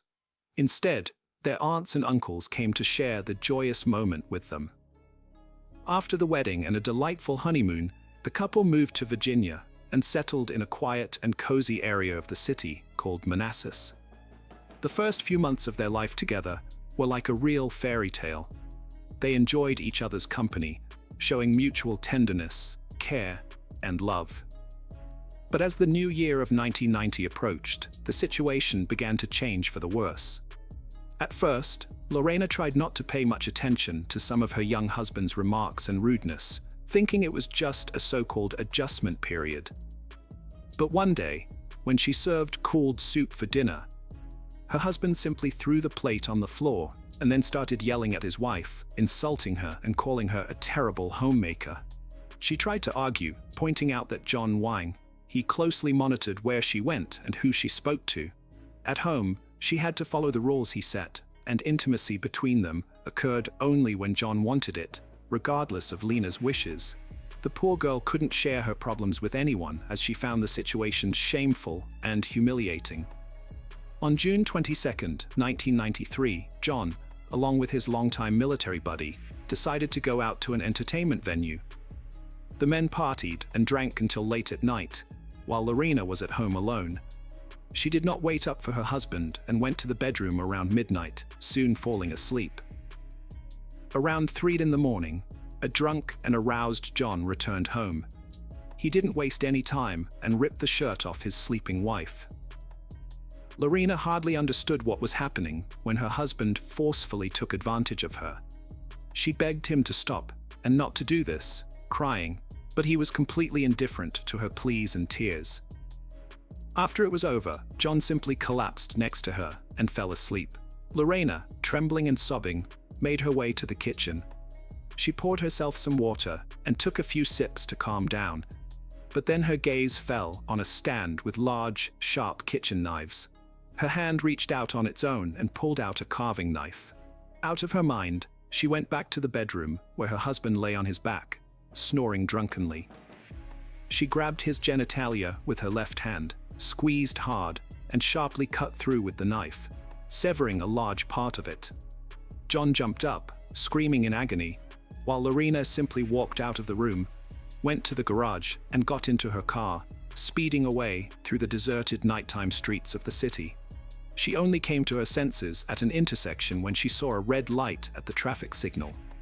At that moment, she looked at her blood-stained hands and realized that she was still holding the severed part of John's body in her left hand. She rolled down the window and threw the detested piece of flesh out, then continued driving. Lorena headed to the home of a close friend who was stunned by her nighttime visit and the state she was in. After Lorena told her what had happened, her friend, realizing the gravity of the situation, called the police herself and summoned a medical team to the house where the injured Bobbitt was. Precision surgery was required. Throughout this ordeal, John was desperately trying to stop the bleeding by pressing a sheet against his wound. Notably, the groin vein is a major vessel, and its injury nearly always results in death from blood loss. However, John was somewhat fortunate, if one could say that, because a clot had formed, significantly slowing the blood loss. The responding medics arrived in time to transport him to the nearest hospital, where he received immediate medical attention. The question then arose about the whereabouts of the severed part of his genitalia, as it was still possible to reattach it to its original place, with restoration of its initial physiological functions. Lorena indicated the approximate area of the road where she had discarded her husband's anatomical fragment, and after an extensive search, the police were able to find it. The amputated organ was cleansed with antiseptic, then placed in a special container with medical ice, and urgently transported to the hospital where the injured party was already being treated. The surgeon who arrived from the state capital was astounded by the complexity of the situation, as he had never encountered such a case before. But he proceeded with the operation anyway. He performed a unique surgery for that time, which lasted more than 9 hours and was more than successful. Despite the traumatic amputation of the organ and the fact that it had lain on the road for over an hour, all tissues and vessels were successfully reattached, and the patient quickly began to recover. Public outcry ensued. That same night, Lorena was arrested and taken to the police station for questioning, as well as to clarify all the circumstances and motives of her actions. She immediately confessed to everything and shared her harrowing story that had driven her to such a desperate act. She recounted how 4 years of marriage had turned into a real nightmare for her, with her husband regularly abusing her, both emotionally and physically, and forcing intimacy only when he desired. Mrs. Bobbitt also mentioned how, about a year ago, her husband had forced her to terminate a pregnancy despite her deep desire to have a child, and that abortion had been a traumatizing event for her. Regarding the incident itself, she said she remembered very little of that night and had acted as if she were in a fog. Lorena recounted how her husband had come home drunk and simply taken advantage of her, and although she tried to resist, he ignored her. After the incident, she went to the kitchen for water, and the next thing she remembered was her husband's scream, the roar of the car engine, and the part of his genitalia that she was clutching in her hand as she sat behind the wheel. The case caused a significant stir in the press and was actively covered by the media. Many women like Lorena, who had suffered from domestic violence, as well as feminist organizations, which were gaining strength and popularity at the time, rallied to her side. In the early 90s, wives who were subjected to emotional and physical abuse by their husbands typically remained silent about their plight.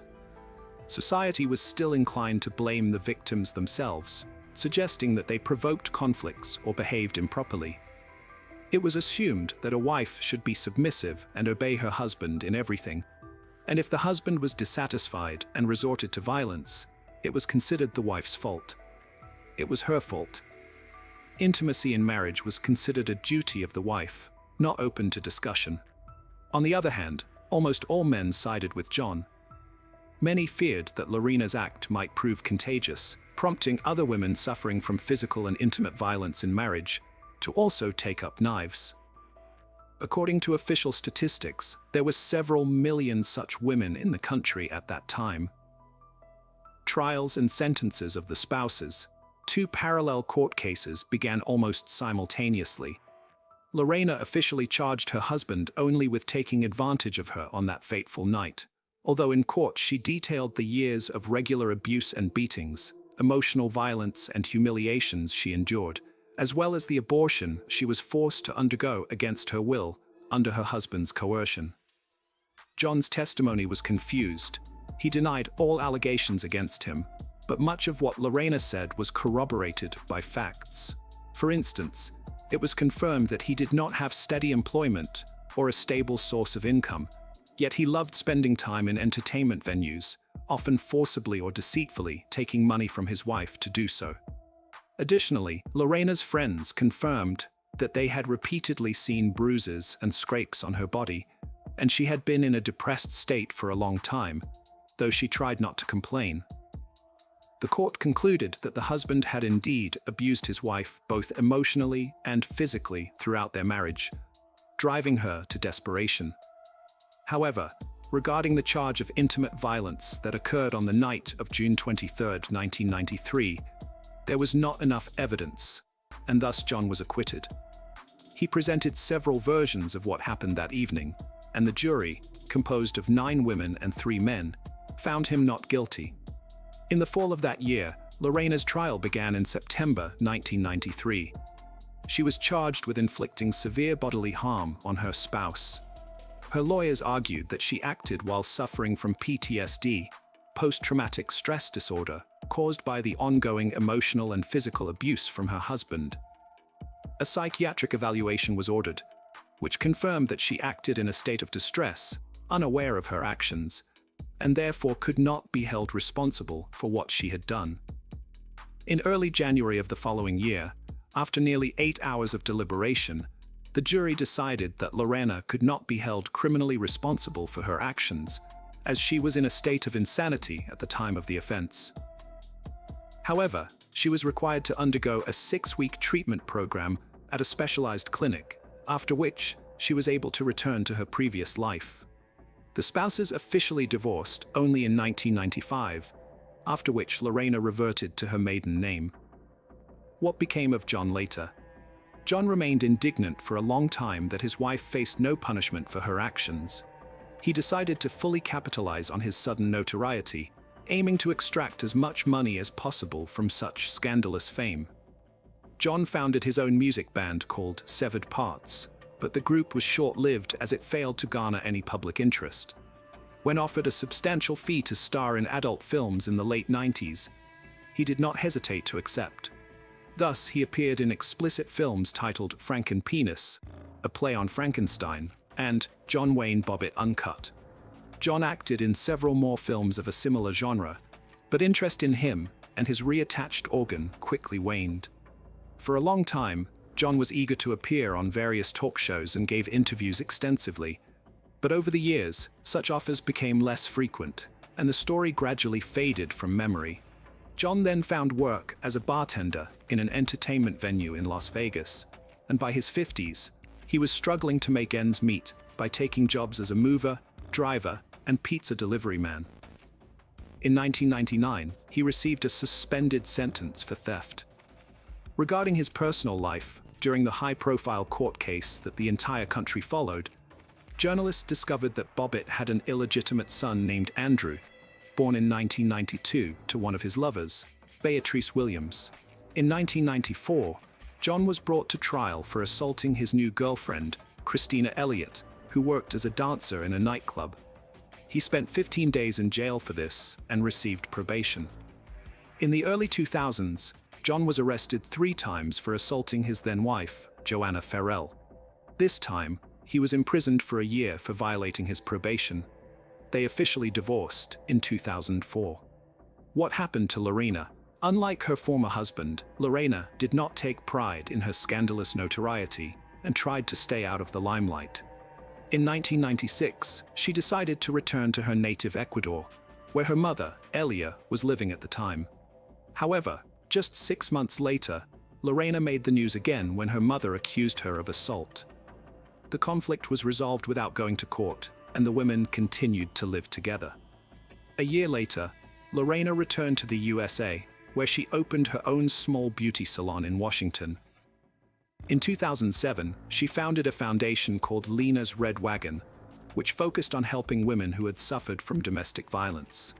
Soon after, Lorena agreed to give an interview for the first time in a long time and appeared on CBS News Morning Show, where she discussed her life post-incident. She also appeared on the popular Oprah Winfrey talk show in the mid-2000s. Lorena remarried, and her new husband was a man named Dave Bellinger, with whom she had a daughter in 2006. She preferred not to recall her marriage to Bob at all and claimed she did not follow his life after their divorce. In 2009, nearly 15 years after their sensational legal battles had ended, the former spouses met face-to-face for the first time on the show Insider. John apologized to Lorena for the way he had treated her during their marriage and declared that he still loved her despite everything. Lorena was visibly moved by his words and confirmed that every year on Valentine's Day, her ex-husband still sends her flowers and cards.